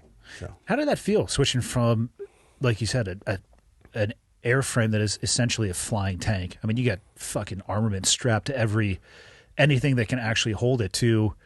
Again, I don't know if I've ever actually seen an Air Force 60, but I'll assume it's like a Navy one or an Army one. You got door gunners, but it's a substantially different payload, if you will. Yeah. We have 50 cals at the biggest and miniguns at the smallest, or I guess you could use a saw. That's even smaller. But yeah, so it was like flying on a black hole at first, because I had so much SA in the Apache. I had the HDU helmet display. Oh, is that the one that slaves it to the gun? Yeah. Right over your eyeball, and that also has all kinds of information, attitude, torque, all that stuff's right there. Yeah. So I can be basically at 120-degree bank and know what everything's going on because it's in my eye. That's crazy. Whereas in the Pavehawk, they were still now we're just now getting glass steam gauges. They were, now like we literally. This is my last hurrah. I went and learned the new version of the helicopter. I taught it. I've been teaching it at Nellis. It's the whiskey, their whiskey version, and it has glass cockpit. It's first rescue one with the glass cockpit. But so I went from glass cockpit, everything in the Talking Apache. like an analog 6-pack. Yeah, get some. Yeah, I was like, what did I do? And my first deployment, we went to Iraq, and it was like literally we would just pre-position for HVTs, and we were like third string, go get them, like obviously you have your own birds. Yeah, we would roll with a full 160th package, right? And they're gonna if one goes down, they're gonna help each other out. They're not gonna wait for us to come get them. And I kept saying, I was like, why are we here? Like, they're not gonna say, oh, let's get the Air Force guys in here. They have their own. Yeah, right. I wouldn't wait. I was on target in Iraq, and I watched a 47 just sling load a Little Bird out. Yeah. They didn't call for help. They're like, whatever, just fucking drop the straps. Lock it in. I was like, oh, that's awesome. Yes, and they should. Guys would get, no, this is our job. I'm like, no, man. They were already on target, circling They're right around. there, man. They should totally do it. So I sat there that whole deployment. I was like, man, I know that my last deployment was crazy, but maybe I made a bad decision because this is boring as can be. Yeah. And then I went to Afghanistan again, and we did casualty evacuation. Damn. And we were doing like up to 10 missions a day, just landing into hot LZs, picking up guys that are blown up and all kinds of crazy stuff. And I'm like, okay, I'm good. How is that up front, not having the ability to shoot back like you did in the Apache? It was so unnerving at first. I was like, I see him. I see him. There was one time we landed in LZ and I see the guy in the tree line. I had to get my M4 and he didn't have a door. So I'm like, I'm going to shoot him with my M4 because I don't have the ability to do these other things. Now, luckily, the security perimeter got him before I did. But it was, I'm trying to unsling my M4 to shoot out the door. It was a different. I don't think people understand the balls it takes on some of those medevac, CASEVAC platforms to come in on some of these HLZs, where it's straight up you're telling them like, hey, it's going to be sporty. Yeah. On the way in. Yep. While you're on the ground. Speed is a tactic. Yeah. And on the way out. I mean, that's essentially what they would do. Yeah.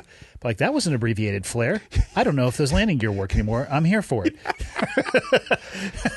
So, yeah.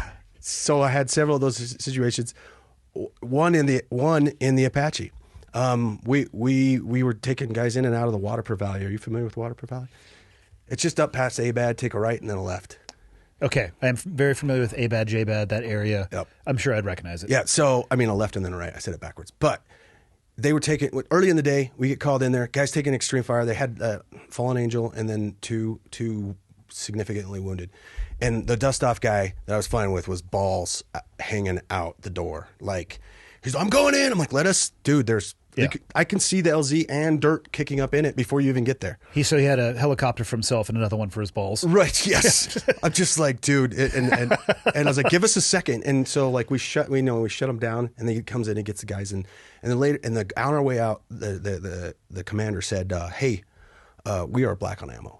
He's like, "Can you relay?" And I was like, "Yeah, I'll get you a speedball. You're in a bad situation." I wanted to stay there, I couldn't, but I had to escort them back, right? And so I relayed that, and we go all day. We do a couple other missions. It's been like 7 hours. We get called back to that same location. And this time, same thing. I don't remember. There was a couple KIAs, and I mean, it was a bad day for those guys. Roll in there, same thing. This time I brought another Apache with us because I wanted to do some stuff. Yeah. And so we did that, and on our way out, Abel calls and says, "This is the same Iron 16 that was here this morning?" I said, "Yeah." And he goes, "We never got a resupply." So they'd been there all day, black on ammo and water. And wow, I was pissed. I was so pissed. I was like, dude, I swear I ran that up, and I'll stay on this till you get your stuff. So I went to ABAD, and I was furious, man. I was furious at I was just like, those armchair, all this stuff, just focusing all my energy in all the wrong places, because I can't change that, right? And I was like, so I got on the phone with ABAD and said, "What's going on with this?" And they said, as soon as they can get anybody, there's 45 minutes. I'm like, dude, they're literally taking like 7 dudes out of there, and they are pinned down right now. And he just said that the Taliban knows that they're black on them, and they're pinching them in. Like, and there's a big contingent out there too. Like, it's not one of these little like 10-man guys. It's like the whole mountainside. And I'm like, okay, and what are we gonna do? And so finally, I just said, "Do you guys have rounds?" He's like, "Yeah, we've been loading magazines all day since you guys said that." I said, "Stick them in our saddlebags." So we stuck them in, Apache's not a utility helicopter, but we have these like little saddlebag compartments. On the like the little pylons that stick out? Yep. There's not a lot of room in there, but you can stick a lot of 30-round magazines there. Yeah, okay. Yeah, so they bought us garbage bags of magazines. And I'm flying with this guy named Brett Brown, who's like literally a CW4 warrant officer who flies literally with a cigar. Not lit, but he always has this. I mean, he's out of a movie, right? And he's energetic as hell. Probably an ascot on behind the controls. Yeah, let's get this, And he got busted down to co-pilot because of some, I don't know, for some others. Probably for doing something fucking awesome. 100%. He was the air show guy, but they said the battalion commander sent him up to us and said he's not to fly anymore. And I said, send him to me. He'll sit in my front seat. He's definitely going to fly because he's got great hands. Why in the heck would we not use him? And it's just stupid. We were short pilots. This guy's a great pilot. Yeah. I'm a new aircraft commander. I'll take an experienced guy in the front seat. Oh, hell yeah. Yeah. So it was just a good decision making, if I do say so myself. But but I did follow it up with a real bad decision here in a minute. And so we put all that stuff in, and we're power limited, like big time power limited. Like we don't have the power margins that the Blackhawks have to land because we're all loaded with ordnance and all this other stuff. And we're both looking at it, we're like, I don't know if we can land there or not. We'll try, And there's aerodynamic efficiencies with the closer you get to the ground and if you're above a certain airspeed. So my idea was I was going to come right down this spur, stay as close to the treetops as possible, using that cushion, and then as I slow, get lower enough to trade those efficiencies and hopefully not crash. Yeah, what could go wrong? Yeah, nothing. And that's what we came up with. I mean, that's what I came up with. He did not. He had no say in this. Well, we were already. So we had already had to request 2 extensions on this day because we're at like 10 plus hours, and now we have to go into our third, which goes up to the All-American 6, which is the 2-star of the AO. And it's like, okay, we routed that up, and I told him, I was like, hey Brett, I think we might get this extension, but we're doing this either way, right? And he goes, yeah, we're doing this either way. It's like, what's he got to do? He's already a co-pilot. I'll be busted down a co-pilot too. So we roll in there with our other wingman, and I told him what I was going to do, and he's like, you're going to do what? Because he just came in late. Like I had him dispatched to me because the other one went with the dust off back to Bagram. So he rolls in. I give him a real quick, hey, this is what we're going to do. And he's like, okay, well, we'll shoot. We'll cover you, I guess, And have fun with that. Yeah. And I was like, as soon as that spur is covered in Taliban. I was like, so as soon as we pass them, they're going to shoot up our backside. So I need you to like lay 30 right behind us on our way down. He's like, okay. So as we're coming down, they didn't wait till I passed. It was coming up. It was coming up on our way down. You could see it coming through the tree lines. And I was like, oh, this might have been a really bad idea. And this is where I wasn't smart. Why the hell was I flying? I was flying. I had a CW4 in the front seat, and I was flying this graduate level, whatever, maneuver, which I had no business doing. I just didn't even think about it. But it should have been him, and I chewed him out for it later. I was like, why didn't you take the controls, dummy? You know, but we land, and we hit hard. It was like, boom! Knocked the wind out of me, and like, oh crap, did I break the aircraft? Yeah, we're going to go ahead and put down the maintenance log. We need to check out the struts on the landing gear. I mean, we hit hard, and Brett goes, ugly, but that's what he said, like just like that, ugly, but we're alive, right? And that's what he said. And I called these guys, and they come out of the tree line, and I am telling you, I've never seen people more maligned. Their camo was just streaked with sweat. They looked like, you know, gorillas just coming out. Just walking zombie apocalypse. Not so tired they weren't afraid. Like dirt kicking up in the LZ, and they're just walking towards us. I'm like, oh gosh, these guys have had a rough day. They get to the helicopter. They can't figure out how to open the thing. It's like, have you ever watched 2001: Space Odyssey? Where they touch the monolith and they start like, and you know, they can't figure it out. And I'm like, oh man, I was like, Brett, they can't get it. I got to go out and open them. He goes, oh, hell no, I got this. So he jumps out, cigar in his mouth, and he's running around just like a crazy person. And he pops open, he starts handing, the bags rip, so he has to hand out. And they make a bucket brigade up to the guys that get to the tree line, and they immediately lock and load and start returning fire, which I'm sure was a relief on their part. Right? For sure. They have ammunition now. And I'm just like, dude, clock is ticking. I can see rounds hitting the LZ. They are definitely hitting this bird. And they were. We found holes, multiple holes when we landed later. And it's just at the same time, I'm like, I'm looking at my engine page, waiting for something to go red, and I look out at Brett, who's just a 50-year-old guy, like a messed up kid in a candy shop, is what I'd say in the book. Like, because literally, it's like an Oprah Winfrey giveaway. You get ammo, and you get ammo, and you get ammo, and he's just grinning, and he's got a cigar in his mouth.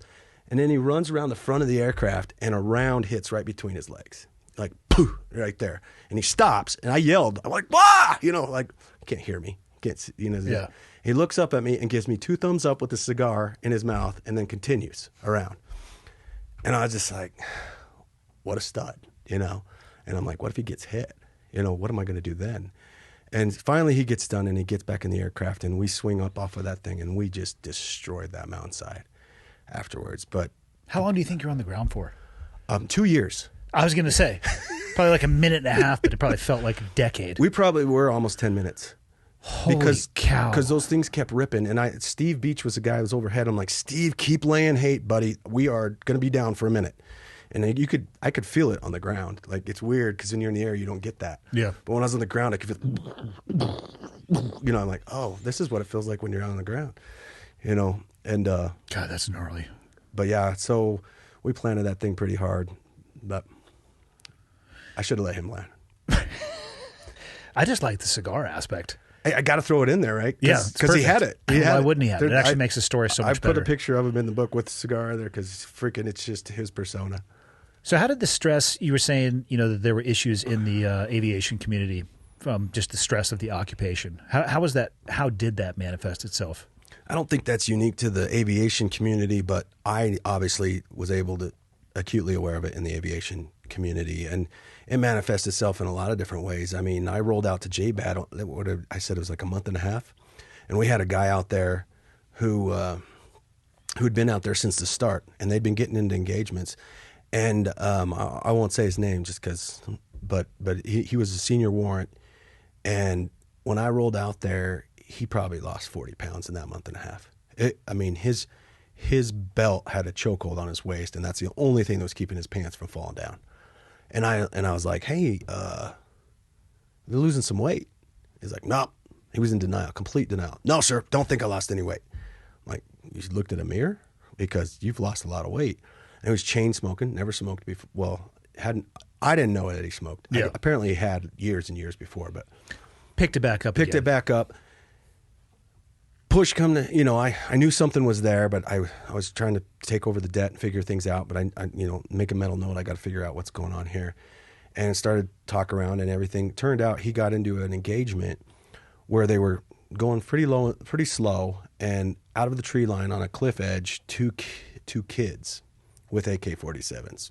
Kids with AK-47s aim at him, and he takes them out. Right? They're probably, I don't know, somewhere between 10 and 16, somewhere in there. Adolescence. Yeah. He had kids that age, right? And I just think it's all on how we digest this stuff, right?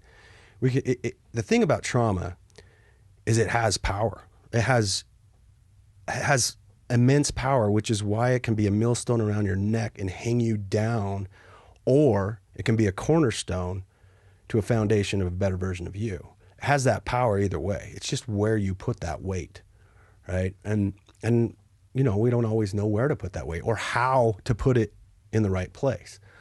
And I saw people wearing it around their neck, and he was one of them. And and then when I started writing this book, I started interviewing more and more guys, and I saw that there was definitely guys putting that weight in different places, and some guys were better for it, and some guys were,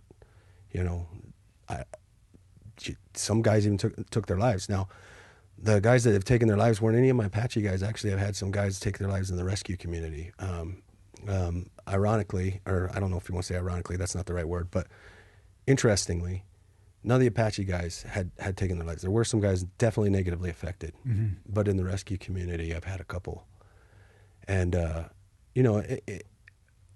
almost feel like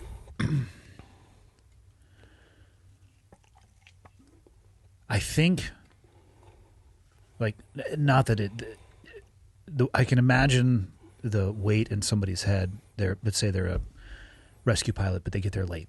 You know what I mean? Like, the burden that you put on yourself for what you weren't able to do would probably be harder than the kinetic actions taken, which are oftentimes in a response to action being taken against you. Right? It's very binary. Yeah. Threat, engage, threat. Like, you're not doing, calculus. At least in my experience, even on the ground, you have even less time to do that type of math. So it's very binary, and you fall back on your training. I see a threat, I engage a threat, and you can kind of move on. And you have the rest of your life to think about it. Some people deal with it in healthy ways, and some people don't. But that actually makes sense to me in the rescue community. I almost feel like that would be a heavier burden, and I don't have the vocabulary to describe why I feel that way, but intuitively it makes sense. I know for me, it was almost like a full circle thing, because we wouldn't just pick up, our guys. Yeah. We would pick up kids that had a leg blown off because of Apache. Yeah. Or women or what, because they fight with their families. We know this, right? Well, yeah, and war is a blunt object too. It just is. I think people would like it to be a scalpel. I would like it to be a scalpel. Of course. It's not. No.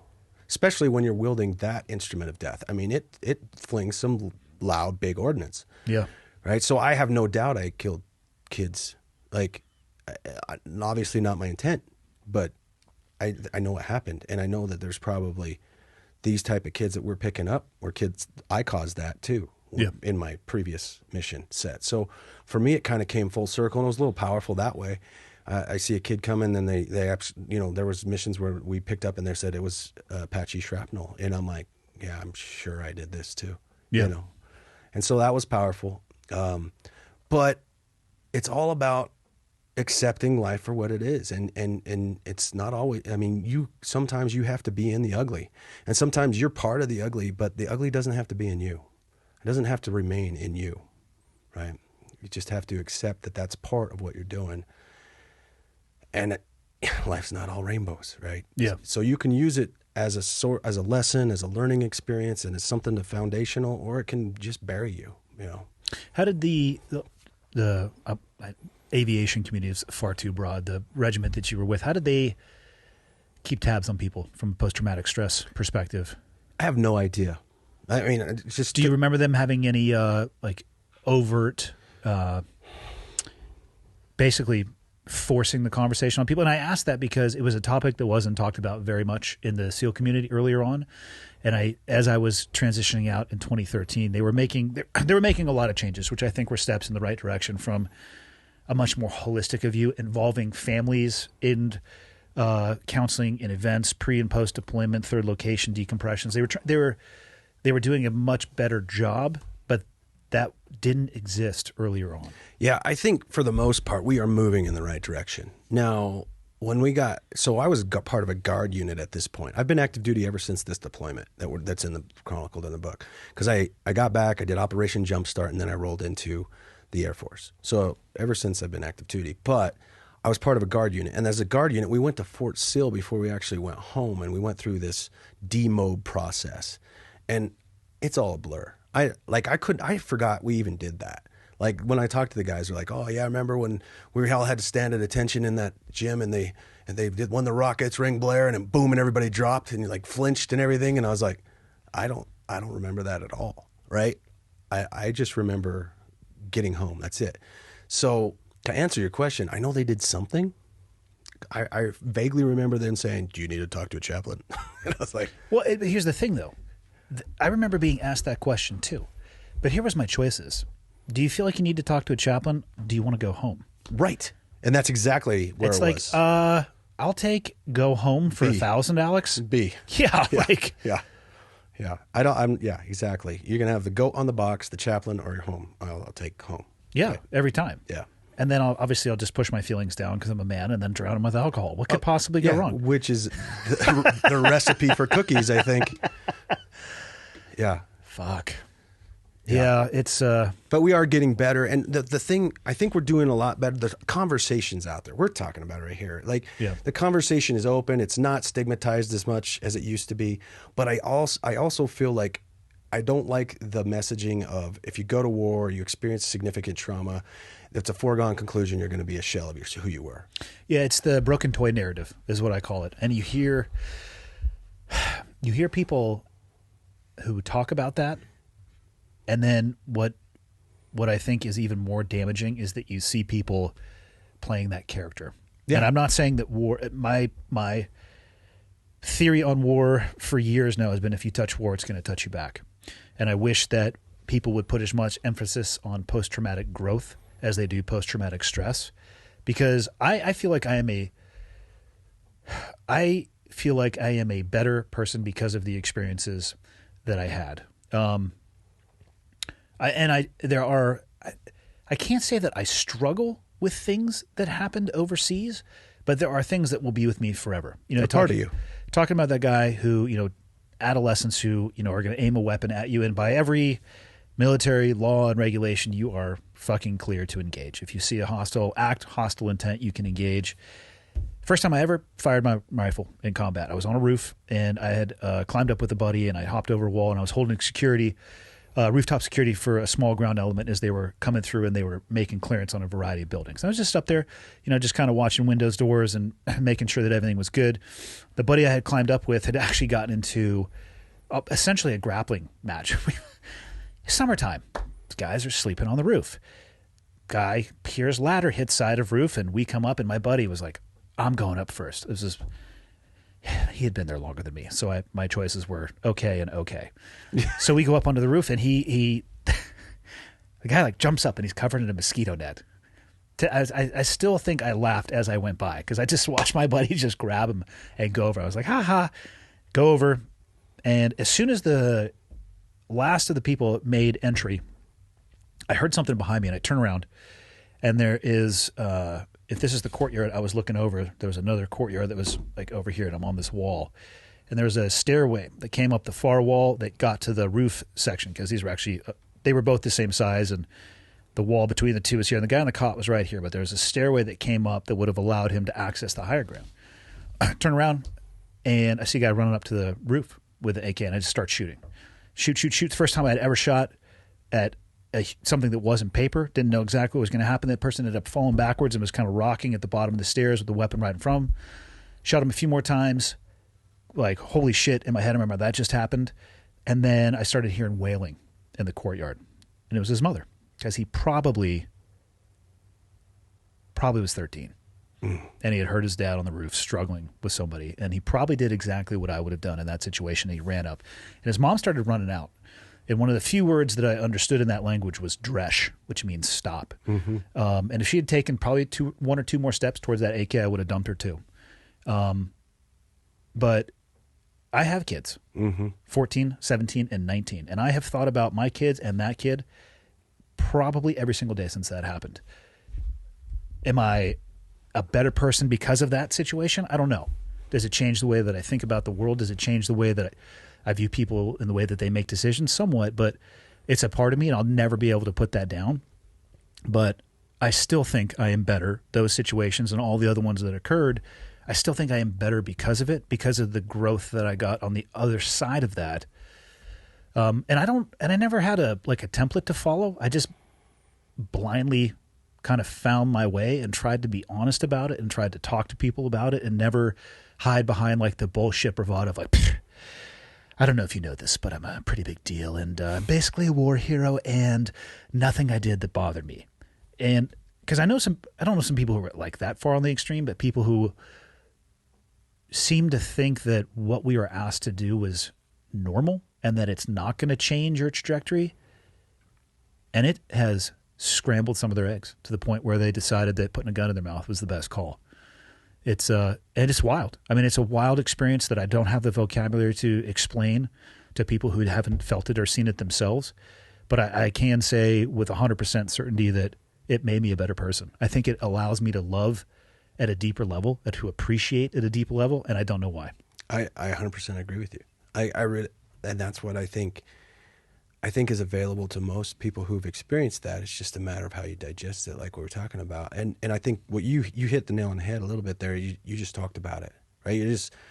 It's ugly. You say it's ugly. If this happened today, this happened today. If that, it's not unlike your work. Our work was our work. It's like going to the bank. I'm going to talk to you like a guy that works at the bank is going to talk to his wife about what happened at the bank. It's even more important to talk about what happened today at the rooftop. Yeah. Right. Because that's impactful. And if it's going to become post-traumatic stress growth, which is what I hammer on too, it has to be talked about. It has to be talked about as something that what it is. It was ugly. It sucks that it happened, but it's part of what happened. And it's an element in the foundation that makes you you. Right. Yeah. Yeah. It's wild to think that those experiences in those places can have such a long lasting impact on who you become. And then to me, talking to people about post-traumatic stress, it's hard, if not impossible to describe, because I've been in rooms or in places with people and we all experience the same thing, but the outcome was so different. Mm-hmm. So I have no explanation as to why it was a vector for somebody who to veer their life off course. Because maybe it was their, I don't know, nuclear family. Maybe they're beat every day. I have no idea, but that stuff 100% lays the foundation for what you're able to tolerate. And I don't know. It's wild. Yeah, I will say there's definitely things we cannot affect, right? Their background, all that kind of stuff we cannot affect. But I truly believe that we're not broken. We're just misappropriated at times. We have tools within us that can turn that into a superpower. It's just a matter of understanding the utilization of those tools, right? When did you come to that opinion? Really just talking to a lot of mental health professionals and really kind of seeing how people can turn it around, and people that were at the point of doing what we're talking about. Yeah, killing themselves. Yeah.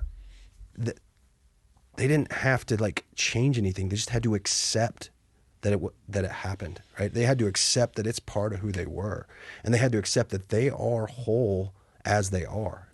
It's just, where are you going to put that? Are you going to put it as that weight, like I was talking about, or are you going to put it as a foundation? And once they figure out how to Tetris that thing right, then just like in Tetris, that things start to disappear and the weight starts to go down. And I've seen that happen with people that have digested this way differently than I have, right? And it's powerful. It's powerful. And it's not just military. I mean, trauma is trauma. Pain is pain. How people experience it is similar. In the book, I talk about how my relationship with my ex-wife was actually more traumatic than killing people often. That is insane that you just said that, because I was married for 19 years and 11 months. And I was talking about this on a recent episode. I think it was the Friday episode that came out today. I'm never going to blame the demise of my marriage on the military, but I'm also never going to say that the requirements of my occupation didn't have a hand in that as well. But as far as the feeling of how I felt about myself when I looked in the mirror, when I was in the trenches, if you will, of my divorce, what lasted almost 2 years, and it was quite contentious, and the relationship with my ex-wife is not a good one. And I'm not saying that in a negative way, saying it's her fault or mine. We probably were never the right people for each other to begin with. Mm-hmm. And now there is just this fucking gap in between us. You might as well try to broad jump the Grand Canyon and have an axe fight in the middle, I guess would be the most just accurate description of what it would be. Which I think is in the next Olympics, by the way. Oh, God, I'd be tuning in for that. I'd pay-per-view that shit. But in the middle of it, I have never had more self-doubt, negative thoughts about myself, like the lowest feeling of self-worth.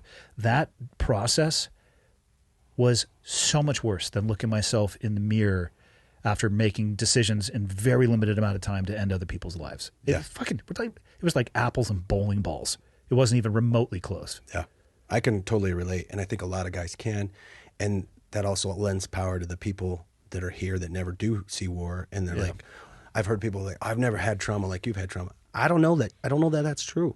They probably never experienced military and first responder trauma. I would say is a lot more in the kinetic nature. Like you're going to see a lot more damage to human beings than I think, and I'm glad that most people don't experience that because it ain't like the movies. No. To say it doesn't smell good, it doesn't look good, and you will remember it for the rest of your life. But it's a type of trauma. Right. You know, and spoiler alert here, I am not a doctor. But I think that trauma, maybe it comes from abuse from when you were young. Does your brain and body really know the difference between seeing somebody being totally mangled or being the recipient of abuse? I don't know at the end of the day, and I think it's probably a bad thing to try to balance. Well, my trauma is worse than your trauma. Yeah. Trauma's trauma. There's just different types of trauma. Yeah. Pain is pain, and how you digest is how you digest it. I used to judge, I think a lot of us do. Like we called them fobbits, the guys that never left the fob, right? Well, that's what they're called. Yeah. Oh, that's their names. Yeah. And we actually called them exactly the same thing. Right. And they had IDF, and they get PTSD from that, and we're like, oh, come on, man. IDF is indirect fire. Right. And at first I would do that, and then after a while, I'm like, maybe that did traumatize him. I watched it happen to, I'll speak about it super broadly, but in my last deployment, we had a guy who was out there to support us from the comms perspective.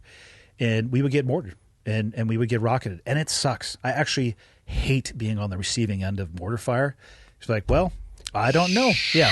Where's it going to be? Is it going to be over the wall by 2 kilometers, or is it going to be in the chow hall, or is it going to be right where I am? Yeah.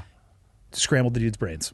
Yeah. And didn't really bother me that much because I would run to a fighting position and see if I could identify where it was coming from and start fucking fighting back in the other direction. But that's what I was trained to do. Yeah. Through years of, chair flying and thinking about what I was going to do, and then years of experience actually in a combat environment. Who the fuck am I to judge a guy who was there to largely make sure that we had secure communications the whole time? And at no point in time did he probably think that was going to happen, and the impact that it has, it's like I have no judgment of that whatsoever. Yeah, well, and your training and his training are significantly different, and your training is refining. Like that weeds out people. Oh yeah, by design. And that would be the radio communicator. Like he would have got probably weeded out, and that's fine. That's not like a diss on him. That's just we have different types of wiring. I had one time. You've been to Kandahar, correct? Right. Yes, many times. So you know that big. Sweet Timmy Hortons there. Yes, right by right by Timmy Hose, that big field, right? Yeah. I was crossing that field, and IDF, I was like, IDF, whatever, it happens. And they're like, the siren's going on, I'm like, everybody's running. I just half the time the damn siren's worse. And I was just complacent at this point. I'm like, I'm just walking, and I just like out of the movie, I literally heard it. It was one of the few that I heard, and it landed about 15 feet in front of me. Boom! Into that dirt. It didn't explode. Oh, low order? Didn't explode. And it like spun. It went. I heard it spin off It was like I don't know what it was, 105 or Yeah. something, and went through like 3 of those buildings that are on that boardwalk, and I was like, huh. Hopefully, you didn't get the TGI Fridays. I was like, guess it's not my time, because if that thing would have blew, Oh, for sure. yeah, Yeah, Dunsky. 15 feet. Oh, you're cooked. And how crazy would that have been too? Like I'm in the Apache all the time doing all this stuff, and then you get taken out by Timmy Hose, right? I mean, you got to get your latte in. And I did have a donut. I had it in my Why hand. would you not? I had it in my hand. Yeah. Fuck. Carpe diem, dude. You got to seize the day. Yeah, it is a wild experience. When did you start thinking you were going to write a book? So it was an interesting experience. I didn't initially get that Distinguished Flying Cross. And it was, something that happened, and I was attached to the 82nd, and then I went back and I became an Air Force and all this stuff. Anyway, I was in the Air Force, and lo and behold, that video that you were looking at shows up in a talk that I'm in, and guys are watching it and then, screaming and everything, and they're talking about how to stay calm under pressure and everything. And the commander, my commander at the time, said, "Hey, you were an Apache driver. You know that guy?" Funny that you ask, sir. And I was like, "Yeah, I know him." And he's like, "Yeah, what's his name?" I was like, "Listen to voice." And he's like, "Listen to it a little closer." And he's like, "That was you." And I'm like, "Yeah, yeah." And he's like, "Whoa," he's like, "What'd you get for that?" And I'll be honest, the Air Force is a lot more about decorations than at least my experience in the Army. Like, it's just a lot more. Whatever. I was like, "Oh, they put in a DSC, but I was attached to the 82nd. Never came to fruition." So he's like, "What? No, I'm going to fix that, right?" And I was like, "No, it's no big deal. Don't worry about it." It'd been 8 years. Yeah. It'd been 8 years at this point. And he's like, "Who was your brigade commander?" And I told him it was Kelly Thomas. He's like, "I know Kelly Thomas." I was like, "Of course you do. Why would you not?" Which was, it's kind of random. He was a former Army guy as well, so I guess it's not that random. But he reached out to him, called him, said, "Hey, you remember this incident?" He's like, "Yeah, absolutely." "You realize you didn't get anything?" "Yeah, I did not realize that." He's like, "Let's fix it." Well, I guess after 8 years, it's got to go through a senator, right? Probably some statute of limitations. That's probably not the right word, but similar concept. Something. So they went through the late Orrin Hatch, Utah, and since it's a senator, it's got to be a big deal, right? Because that's how they do things. Yeah. And so he's like, they would never want recognition for somebody else's achievements. Yeah. So Because we're talking about politicians. They are so transparent, and they are in it for their constituents. Can we do this in a covert office somewhere? Here's my P.O. box. Yes. Maybe you could just mail it to me. Yeah, no, they gave me like 3 choices, and I don't remember. They were all like completely shit. Yeah, like so I have my son at this point. He's 3 years old, and he's huge into sports. And one of the choices was the halftime of a Jazz game, right? It's like, okay, I'll do that. So the halftime of the Jazz game, I walked out there with Orrin Hatch, who's tall, by the way, and old. Really, he was really old. I mean, he's passed away since. But like as he walked, I was like, "Don't fall." Like I thought he was gonna fall. And as I walked out there, started reading the citation, and I'd been there for the first half up to that point, and there had been cheers, and Jazz were actually winning, so it was pretty loud. But when they started reading that citation, everybody stood up, and it was the loudest it'd been that whole time. It was so loud I couldn't hear the citation, and they didn't know me.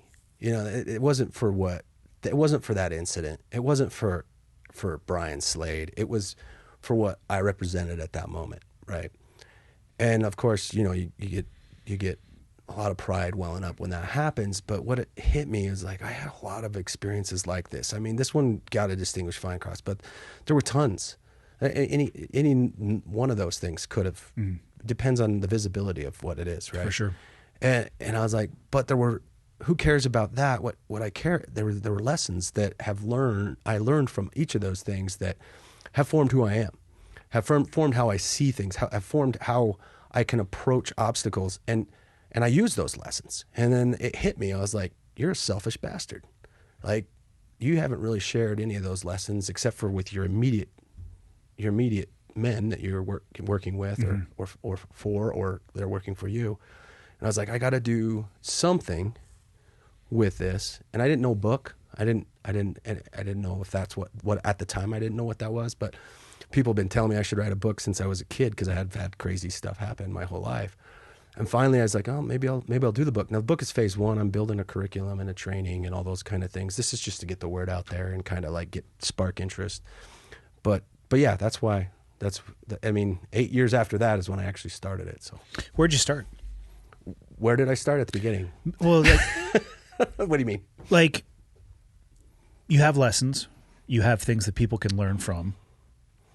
Where did you begin where did you want to start the process? I haven't had a chance to read the book yet, but where does it begin for you? So I give a little bit of background. I moved out when I was 15. And I played sport. I played football. There were certain lessons I learned in football, learning these other things that I applied moving forward into the military and even into these combat scenarios. And they just developed like the lessons that I learned grew upon each other as extreme situations dictated. And, the more extreme the situation, the more poignant the lesson, right?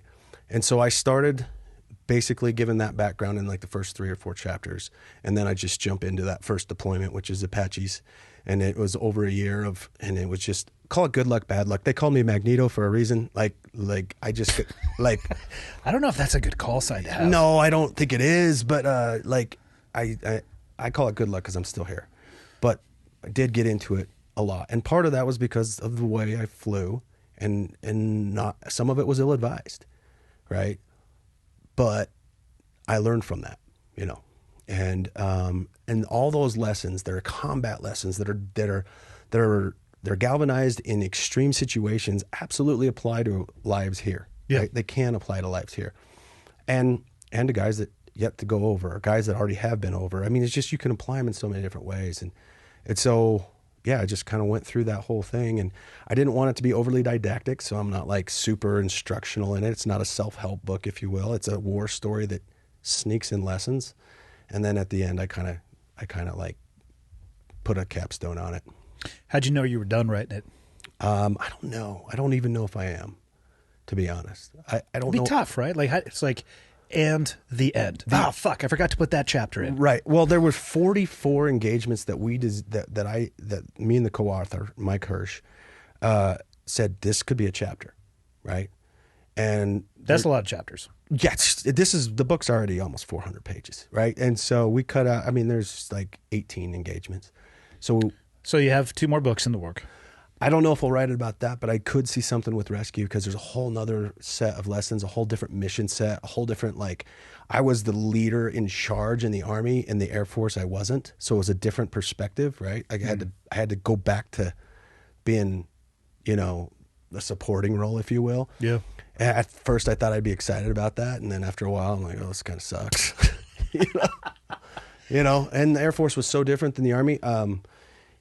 For the reasons I crossed over the Air Force, they held true, but I was probably a better fit for the Army, my personality. But I'm grateful for the Air. I always say I didn't join the Air Force to begin with for all the reasons I crossed over for eventually. Like when I was young, I was like, they stay in 4-star hotels. Those pussies in on a week, Build the airfield last, so they have to do the barracks first. Yeah. Which is actually a sound policy. Yep. Because they'll give you more money for the runway. They may not give you more money for the barracks. That's true. Yeah. But then later I was like, they stay in 4-star hotel. Yeah, okay. But it was it was a whole nother batch of lessons. So if there's another book, that's where it's going to be probably. But I don't know. We'll see how this goes, and we'll see how the curriculum develops. And I'm getting ready to retire in March. So I was just going to ask you, man, how does it feel staring at the sun going down? And pretty soon it's going to hit the horizon on a career, not obviously anything else. I'm excited. I'm so grateful for, I got 27 years in now. And I'm grateful for the experience. There's things, and that you just can't explain to anybody. Experiences that you just can't get in any other way. And I'm grateful for those, and I have no desire to have them again. Is that how you knew it was time to get out? I've been to the point where I didn't want to deploy again. I was willing to for probably 6 or 7 years now, right? Yeah. And I've been an instructor. That's really all I do is teach the next generation, which is fun. I can find fulfillment in that and pass lessons and all that kind of stuff. I kind of stepped out of the leadership climbing thing several years ago when I became a single father. Because I have full custody of my son. That's very rare. Yeah. I mean, 50-50, God. Another thing about the divorce process, man. It's rough. It's rough, and you're going to be lucky to get 50-50. Yeah. I mean, obviously my situation was was such that it worked out that way. Yeah. And I'm grateful for it, but I had to take several steps backwards to be there for my son, which I do not regret in any way. How old is he now? He's 10. So It starts being a really awesome age. he's a super athlete too. So I could get on board with all that. See, that's amazing. I mean, God, I don't know if this happened to you, but so my oldest now is 19, and I'm like, okay, like we're gonna have a kid, but like nothing really is changing about my body, so I guess I'm kind of here. Yeah. And then the baby's born, and just looking at him like, you're so boring. You don't talk to me. You just shit in your pants. Yeah. I have to clean that. You want your mom. You're moderately tolerating me.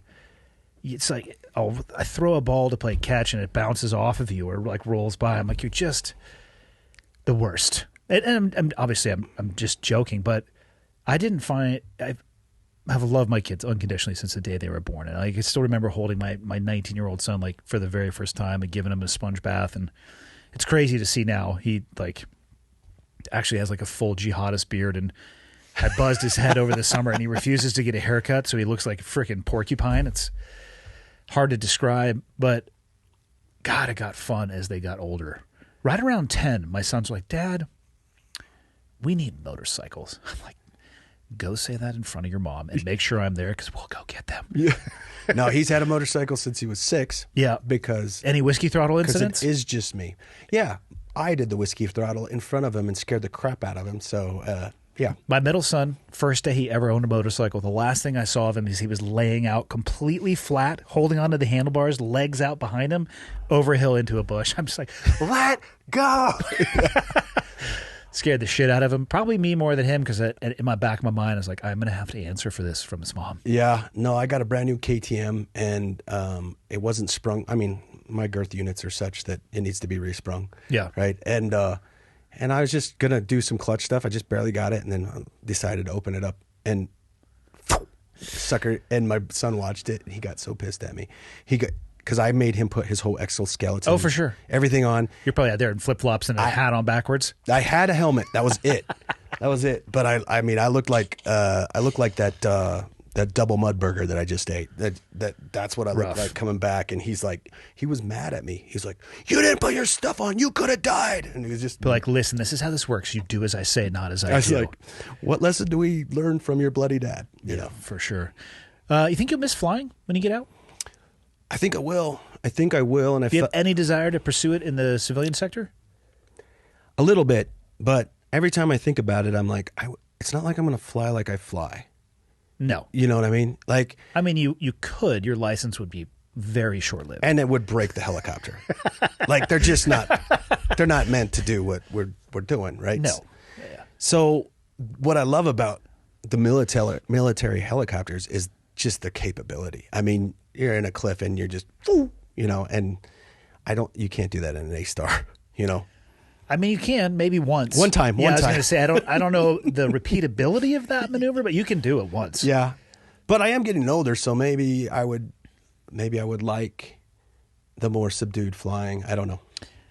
I don't think you would like taking clients in an A-Star to like peaks where they could go snowboard in the powder. Yeah, and you didn't. And I just watch them. I got super lucky one time and got to go heli boarding. It wasn't an A-Star, and it was so cool. But listening to you talk about all the stuff that you've done in a helicopter, you'd be like doing touch and goes up there, just like, huh? What are we doing? Oh, okay, get out. Yeah, no, I could see doing EMS maybe, or fire support. Yeah. I think I could enjoy that. But the thing is, I don't want to do it full time. I'm just like, hey, can I do it like 1 week a month? There might be a place for that. So there's an organization up here called Army Aviation that is actually free. They do rescues in Idaho as well. No cost to the people there, but from my understanding, they have a pretty goddamn capable helicopter, and they're doing like long lines, winching type stuff, lip landings, in essence of kind of the flying that you used to do. Yeah. So that kind of thing I think I could get into.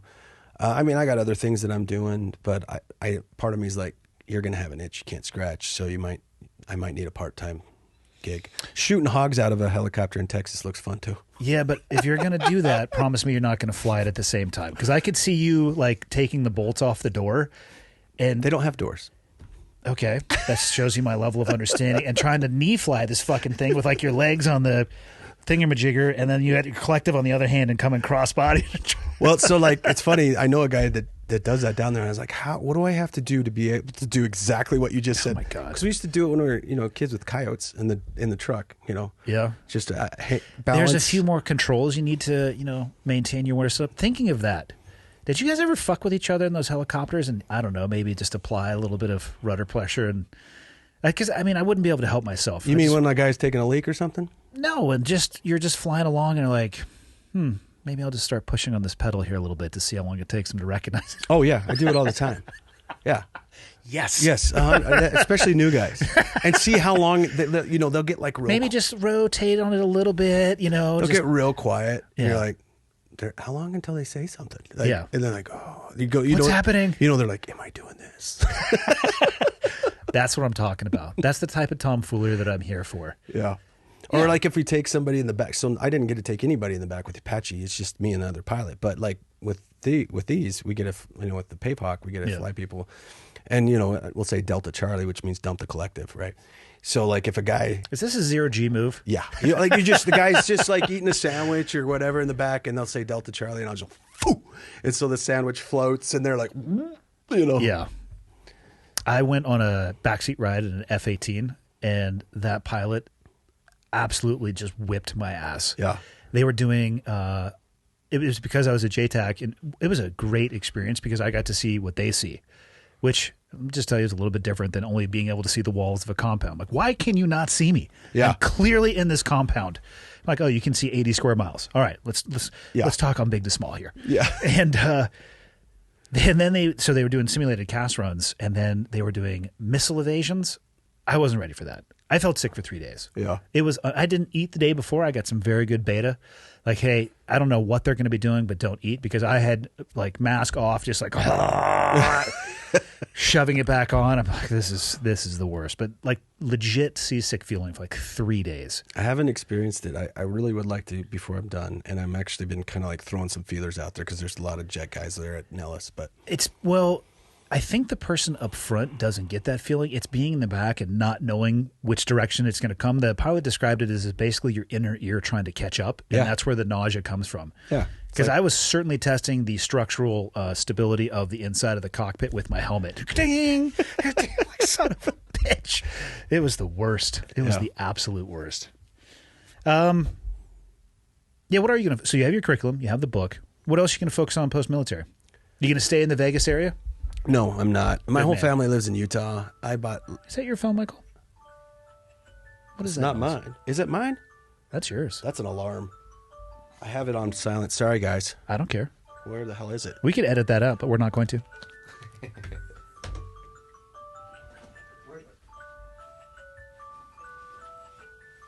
Follow the noise.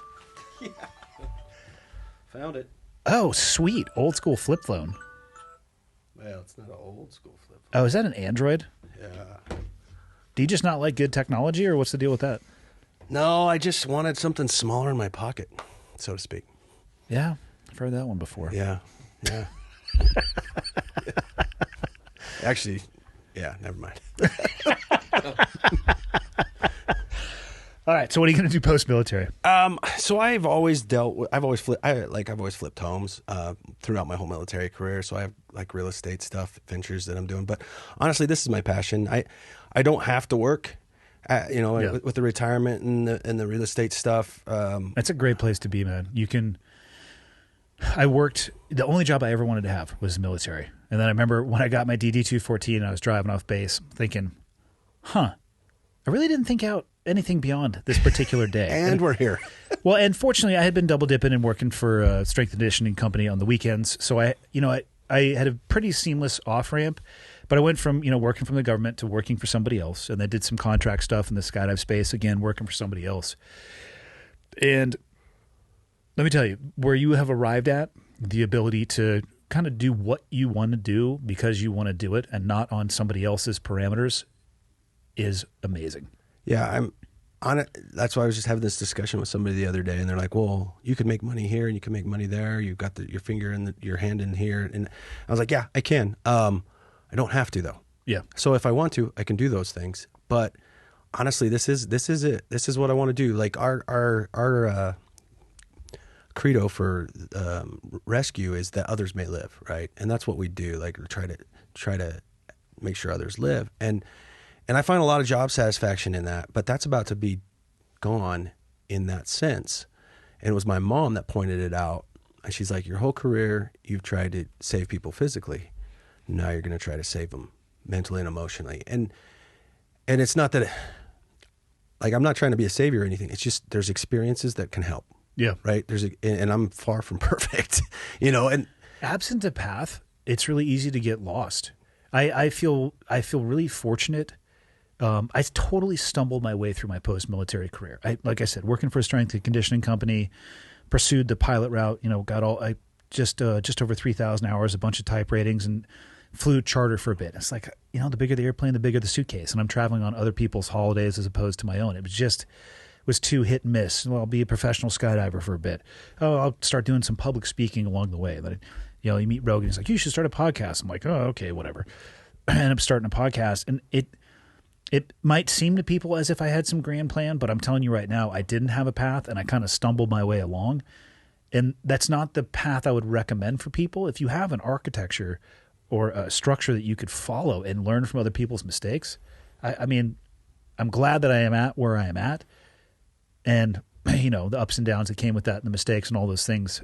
Again, I'm the product of all those things, but man, follow the path that's out there. I always thought there was like a part of Buds that said, this is how you make it in the civilian world.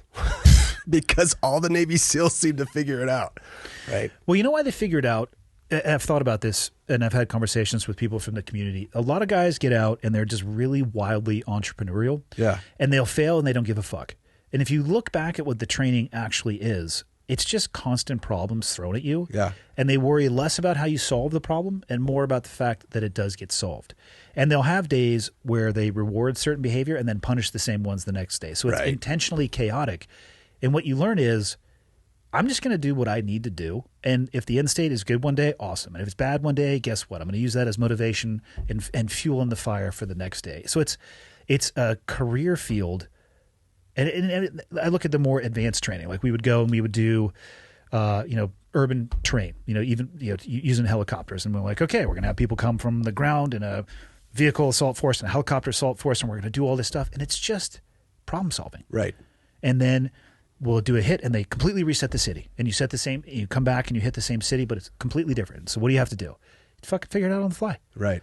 And that, if you get enough time in that pool, it seeps into you. And you realize that it's just, there is no such thing as a loss until you actually surrender and give up. So that's a very applicable skill set. It is. Yeah. It takes time though. Yeah. And again, we were talking about this a little bit. It almost seems as if the opposite is being taught. I mean, I think that there is so much to be gained by going headlong into adversity, pursuing things that are difficult, taking the time to analyze for yourself, like, well, what are the things that scare me? And why am I scared about it? Why do I have anxiety about public speaking? You know what? I wonder if I'd be a better person if I got up in front of an audience and actually tackled that fear until I identified something else. And the answer for me has always been, yeah. But in the modern era, I hear your phone ringing. It's fine. You can't try to hide it from me. It's not ringing. It's buzzing. Those are different. It's true. I'm going to have Michael amplify that so it's super loud and you want to be able to hear me talking. Actually, neither of us know how to do that, so don't worry. But it's in the modern society, it's like, well, just, don't go too far. Don't be toxic in your seeking out of adversity. I'm like, I don't know. I don't know if that's the path to where we want to be. I agree. What is that book? Do Hard Things or Do Difficult Things or something? I can't even. I'd read both of those. It's by, I think it's written by a Green Beret. I would read it less now. But yeah, I mean, it's fine. okay. I mean, it was written by a SEAL, I think. Oh, I would definitely read it. Top 10, of course. Probably has fantastic hair. No, but it's so true. I mean, just what we talked about earlier. Look back. Where are your biggest gains? It's after you get tested, right? And you can test yourself. It doesn't mean there has to be this natural catastrophe that happens in your life. Set a goal. Well, you'd be better off. And I hope people understand this. The more you test yourself willingly, the better you will respond to tests that you have no control over. And that can be as simple as, it's fun. Jocko's a good friend of mine. And he posts a picture of his watch. It's like 4:30 every day. It's like, hey, cool, psycho. And people, I've told him this right to his face. I'm like, how many naps do you take every day? Because he's like 74. Is he really that old? Yeah. He's going to turn 75 this year. Wow. I just made that up. I have no idea. Okay. Yeah. Well, I'm going to It's about the delivery. Yeah.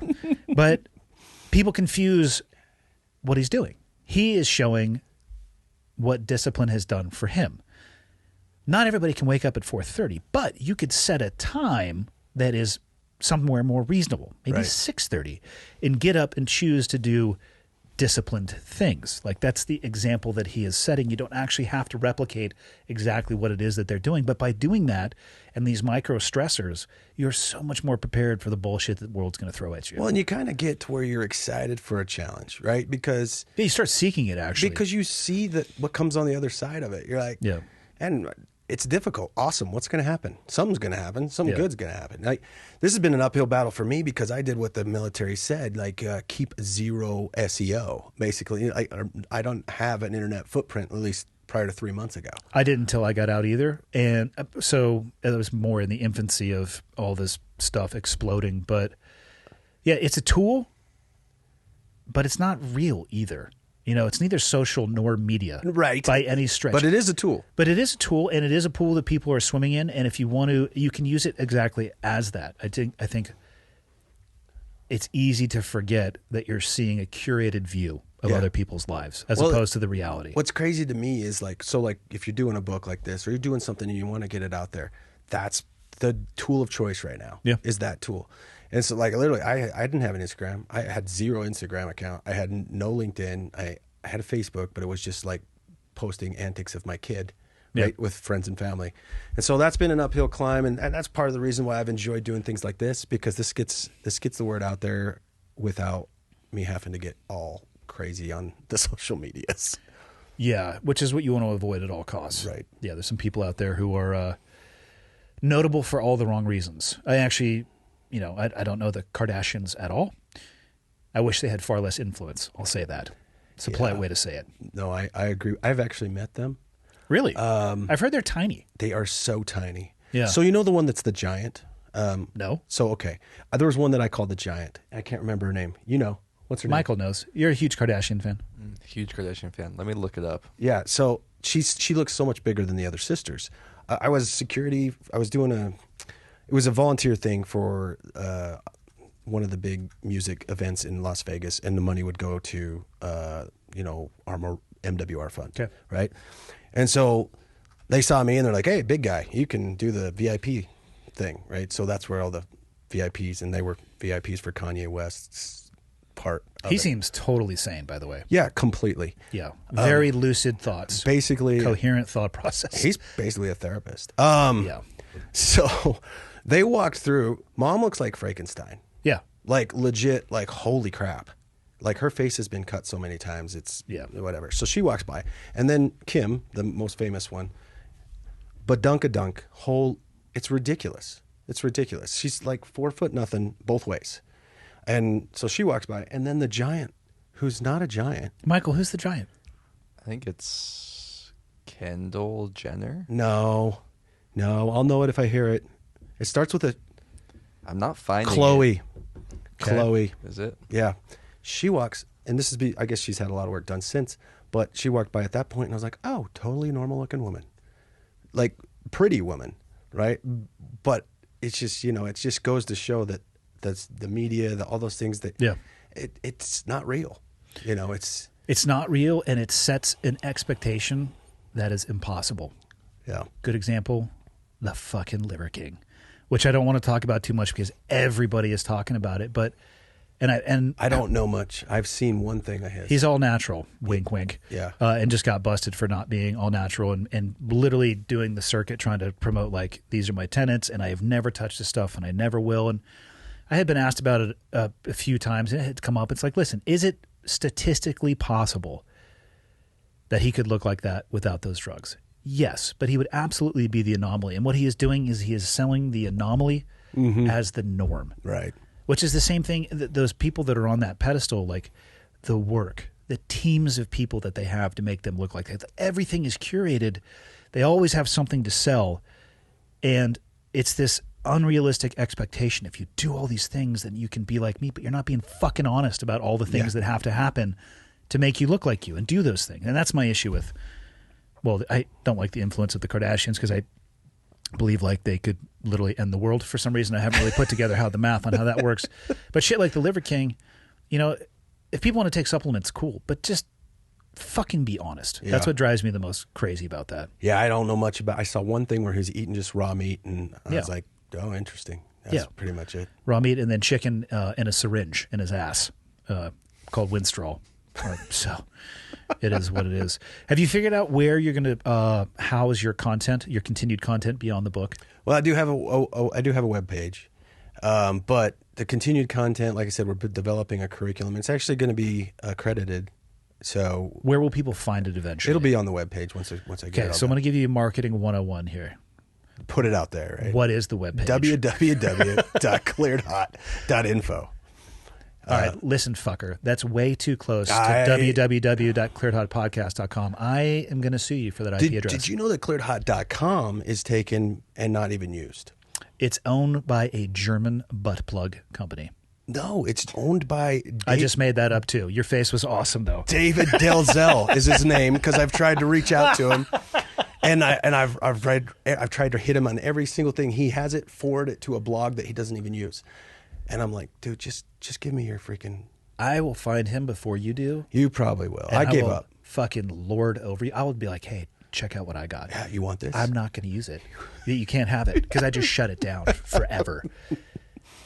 God, that's such a good website. Yeah.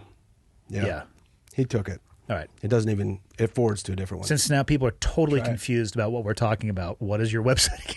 www.clearedhot.info. Okay. Not .com, .info. Okay. Right. Yeah. Yes. And where's the best place for people to find your book? They can get it there or they can get it on Amazon. Is there a benefit to one or the other for you? Not really. At this point, no. Okay. No. And then your social media handle? Well, I'm Brian Slade at everything. So Brian Slade Insta, Brian Slade on LinkedIn, and Brian Slade on Facebook. Which one are you the most active on? Probably LinkedIn right now. Okay. Insta I'm still trying to figure out. Me too. It's been years and I don't get it. It's the Wild West. Yeah. Post pictures of what you eat. I think it'll trend. Or get a Frenchie and take pictures of those. I have no idea what to do on there, honestly. And I'm on, I didn't know this, but I'm on TikTok somehow. I think my son signed me up. That's probably not good. I think a lot of the math has come back and data that basically the Chinese know everything about you now. Right. It's not even my account, but it's connected. I don't know. You're completely fucked. I'm so screwed. Yeah, Kim Jong-un is like scrolling through your feed right now. Yes. Yes. Dude, what do you want to close out with? That was a fantastic episode. Honestly, I'm grateful. I'm grateful to be on here. Grateful to talk about this stuff. I think, like we talked about, the narrative is changing. Like it is shifting and it's becoming more healthy. But at the same time, we do need to do difficult things. I like that you hit on that. So run headstrong into like, if you're anybody who's listening to this that feels like they got something that they need to deal with, whether you do it through my book or some other book or whatever, or just through team or community, do it. Just get it out there. Turn stuff on its head. Make it be a support, not a weight. Yeah, you know. That's awesome, man. Well, you got to promise me you'll come back on once you guys have that continuing content. Of course. Curriculum, I should say. I want to come in the summer though. Okay. Yeah. Well, I thought you said like to snowboard. Go get out there. Yeah, totally. But I want to see what this place looks like in the summer because it looks like this, but with no snow. But isn't there like some real cool thing that you can go do in the summer up here? That's what they were saying at the hotel. They're like, most people come here in the summer to go see Glacier National Park. Yeah, so I want to go do that. It got weird in COVID. You're going to have to... Have you experienced this, Michael? Do you ever go to the park? No, but... They do a lottery system now, and they only release a certain amount of tickets per day. It's dumb. Make sure you do your research on booking. Montana got crazy, though? Well, not Montana, Glacier National Park, and it might even be just the National Park Service itself managing that, but they limit... You have to get a ticket for a particular day. I think they used to be able to get a pass and you could go in as much as you wanted. Yeah, I think they stopped doing that. Yeah, now it's very specific. So just make sure you do your research on that. Yeah, and I would have bought a snowboard. I just didn't plan this out very well. Yeah. So, well, they rent all that stuff up there. Yeah, I could go rent it tomorrow. Cool. I could do that. All right, man. I'll let you get out of here. Thank you so much for your time. Thank you. Yep.